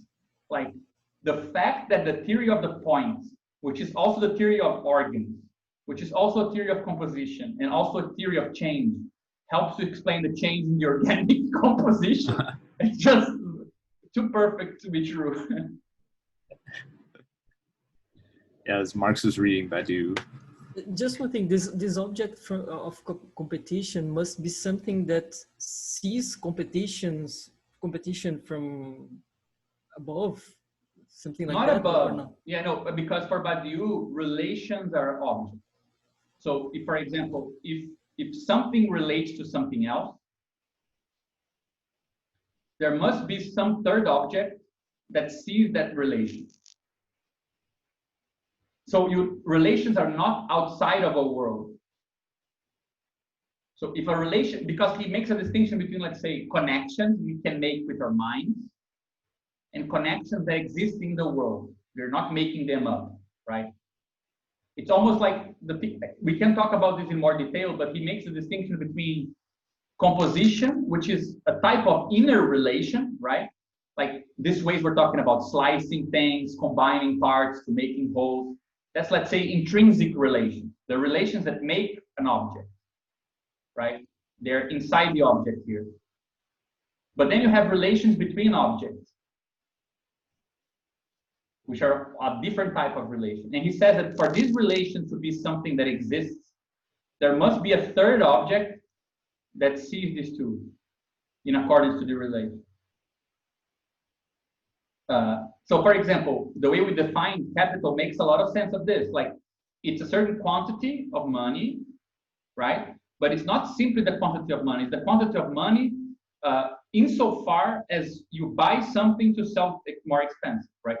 It's embodying the very difference between what you can buy with it and how you can sell it back. So I think that rate of profit actually is gonna fall here. Yeah, it's perfect. Because that's what you see to know where to invest. Dude, that makes so much sense. Yeah, here there's a duality here between quantities of money and commodities, right? Because K can also be thought of as a capital. It's also a commodity. It's a I could sell you my business, and my business is obviously it's worth some amount of money, but it also encompasses the process of making money. So the process to make money is itself a commodity. And so, so the competition between capitals is a competition between two commodities in a sense, in a weird way. But yeah, I don't know how to No, that makes sense because everything we're constructing on top one thing of the other, it's actually compatible with the first thing. Everything is compatible with the money form, right? Yeah. And with the commodity. Yeah, it's priceable. Yeah, everything is priceable, but some things are not only priceable but profitable, right? Even the idea profitable, right, means that you're looking at things in terms of a predicate, right? That thing is profitable. It's more than priceable. It's something that if you buy and use it in certain ways, it will make more money than it's worth. Yes, right? exactly. So what we're able to show with this is that the approach we took right at the beginning about exchange and about money form, it's consistent all the way with explaining how you could look at things and think of them as being profitable, right? As a way of seeing the same things, but not from the standpoint of small money owner, but in terms of a capitalist. You have money, not that you have it in terms of making more money with it. So the things that we didn't go through, and I think they make more sense once we discuss this thing we just talked about, that that capital is money with this kind of function, this transformation in view, right? This functor, and that you want to buy things in view of combining them in such a way that they are localizable by money, by more money than before, right? If we go back to that whole thing we skipped with this thing called symmetric monoid structures, right? Which is a theory of how to describe processes with this wire diagrams, right? Like this is something, and then it goes through some action. It's divided into two parts. Some action is done here to this thing, and then they are recombined here, and things like this, right? Because this theory here, like first of all, this theory is totally compatible with the formalism we're using. It's very much compatible with how Badiou defines this function here. But it has this nice thing, which is it allows us to say that, let's say that in artisan work, like I got some material, some tools, some land, right? And very simply, I don't know, I use the land to gather everything. Then I take some material, I combine it with my labor. Then I take some other material and combine it again and use some instruments and do this, right? Whatever. And then you have a product here. We can use this formalism to talk about, for example, the capitalist seeing this and saying, no, I want to slice this into smaller parts. And I want to combine them in a more complicated way. So I can combine it in such a way that these things enter into the workshop. Then a part of this goes here. It splits into all these things. One worker does this, one worker does this, and so on. And you can make this more, like open this black box, you know? And we can actually describe different composition processes in such a way that even though they costed some amount in the market, the cost of what comes in the other side will not be the same. But this is where we're starting to get to now, really, just discussing recipes for lemon pies and stuff. But it's very coherent. Like the machinery is totally kind of the same, you know. And I think that just to conclude, the thing that I think is a really big result is that because we started without quantity, we show that capitalism is only interested in some types of quantity. That the types of quantity that capitalism is interested in, which are expressible in money, allow you to divide the production process in some ways, but not always. That means that we can arrive at our idea of reorganization by recombining stuff in the production process in a way that doesn't fit the money form, in a way that produces objects that are not money commodity, that relate to other objects in other ways, all using the same formalism, right? So the formalism that is explaining capitalism could explain a different production system, a different circulation system, with the same machinery and a different relation between mode of exchange A, B, and C, and D, right? So it actually is totally fitting with the thing we said we wanted to go after, which is a unified thing that explains more than capitalist structure. Yeah, I didn't even realize that part. You're right. That the notion of consequence in Badiou, it's not just, for us, it's not just consequence whatsoever, but it's actually a very precise idea of consequence. It's reformulating how we're slicing things up. Yeah, I think a way of thinking this is like this. Imagine that, for example, it's very simple and it's not a good example, but it's just for now, I think it holds. So imagine this, right? We have some materials coming into the production process. You have some tools, you have some land, right? And you have some work, and you combine it in some ways, right? So for example, this material here, once you are in the workplace, this material is, I don't know, some wood, and then you use work on the wood to turn it into some pieces of wood, right? With some tool, and then this becomes, you use another tool to turn those pieces, and some nails to turn those pieces of wood with the nails into a chair, plus some waste, right? Plus some, like, you have the work that went into this and went into this, it still exists at the end. The land also exists at the end, but the land is depleted, the worker's tired, and there is some waste, all byproducts, and the chair, which is now a commodity. Why is this process divided in this way, right? With work, land, tools, and materials counting the way they did and split up here the way they were? Because these things have price, because they're splittable in terms of price, right? So I won't cut the pieces of wood like into small, like I only call a small part of the wood that came out waste because I cannot sell it. Otherwise, I would call it byproduct and I would resell it, right? Capitalism can only stop, it can only consider and use things because it can slice them in accordance with the money form.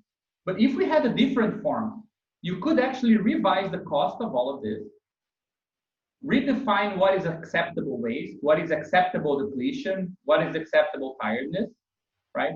Recombine things inside due to this new way of dividing things. So for example, a cooperative work, you don't have workers as priceable parts of ours because workers are not commodities. They're just, let's say, using the commodity, but they're not themselves commodities. So that's already a different way of considering because the collective worker is not the sum, right? So in capitalism, you buy work, worker one, worker two, worker three. You buy the three, you divide them into a bunch of work hours, and you recombine work hours into what we call collective worker. In a cooperative, worker one, worker two, worker three, they were not bought in terms of their hour. So you don't separate them in terms of hours and combine them in terms of collective worker. You combine them in terms of something else, right? And you could say, how are you going to price the reproduction cost of a worker that was not divided in terms of hours and therefore cannot be divided in terms of necessary and surplus labor? You need to price things in a different way, and you need some other atom that is not priced. Right? That's our question in the institute. Exactly. But you see, like this theory, it combines, like it allows you to discuss this, having in view the circulation issue, right? Everything is kind of connected. You don't need to have separate theories. You have just one theory for everything. So I don't know, I think that it's very promising. Like there's a lot of open threads right now, like with explaining how multiple layers connect and not don't connect, explaining how we would present the production process to make clear how it is a correlate with that valorization function, right? There's still all the other steps because we would need to move from this discussion of the organic composition between variable and constant capital all the way to prices of production. There's still a lot of steps there, I think. But right now, I have the impression that it's incredibly well connected. And the thing that actually excites me the most is that the theory of change and modification and labor, it's continuum with the theory of something that comes up with a new transcendental. You don't need two separate theories, you know? But I think that it will require some work so that we can kind of define, redefine, let's say if labor becomes the commodity that is splittable in terms of hours in capitalism, what broader way of thinking about effort, combined effort, could we have, right? Which I think has something to do with organization, but to develop that further. That applies to the production process and applies to the reorganization of society and applies to collective action. Like coming up with a theory of organization is going to be something, is going to be coming up with a way of talking about labor, organic composition, and organization of society, all with the same terms, I think. No, it's going to be something very weird. I can't really anticipate, really. Yeah, but it is very exciting. That's very exciting. That's very, very great. It's the greatest thing on Marx that I've heard in so many times. Man, that's amazing. That's amazing, man. I'm really, really kind of taken by how well this works. It's very crazy. Yeah. I hope I still feel like this tomorrow morning, because usually this thing, like, it takes like it goes away. I think, where was that excitement? Where is it? Do I still believe this? But I do think it's very promising. I hope we don't stop this soon. Yeah. Don't stop. Yeah, I think there's some formalism tweaks we should do. Yeah, I think we skip some steps for sure, but we can. Yeah, I agree. And we can go back to this ending in the next meeting, perhaps. Well, yeah. I think we should start from here. Yeah.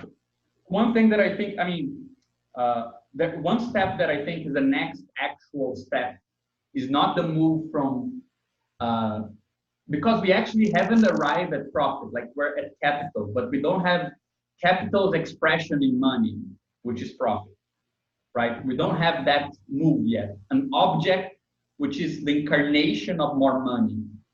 So I think the next steps is actually the discussion of wage and profit, because they're kind of the appearance of both things, right? The appearance of necessary labor and the appearance of surplus labor, right? Which is the division of two objects in terms of money that express that division of variable capital, right? Yeah. But it's I don't think it will be very difficult. I just think we shouldn't skip those steps so that we don't give one of those kind of reinterpretations of Marx that says it's all about reterritorialization and then it's done. You know, like you actually want to do something that people can use. But I really think that this is gonna hold up. Like, yeah. Yes. Very nice. Great, guys. Raquel, thanks so much for being here with us, because everyone else left. No, I thank you. Everybody else left. Yeah. Great, guys. Let's talk about it later then. Okay. Sleep well. Take care. Good night. Bye-bye.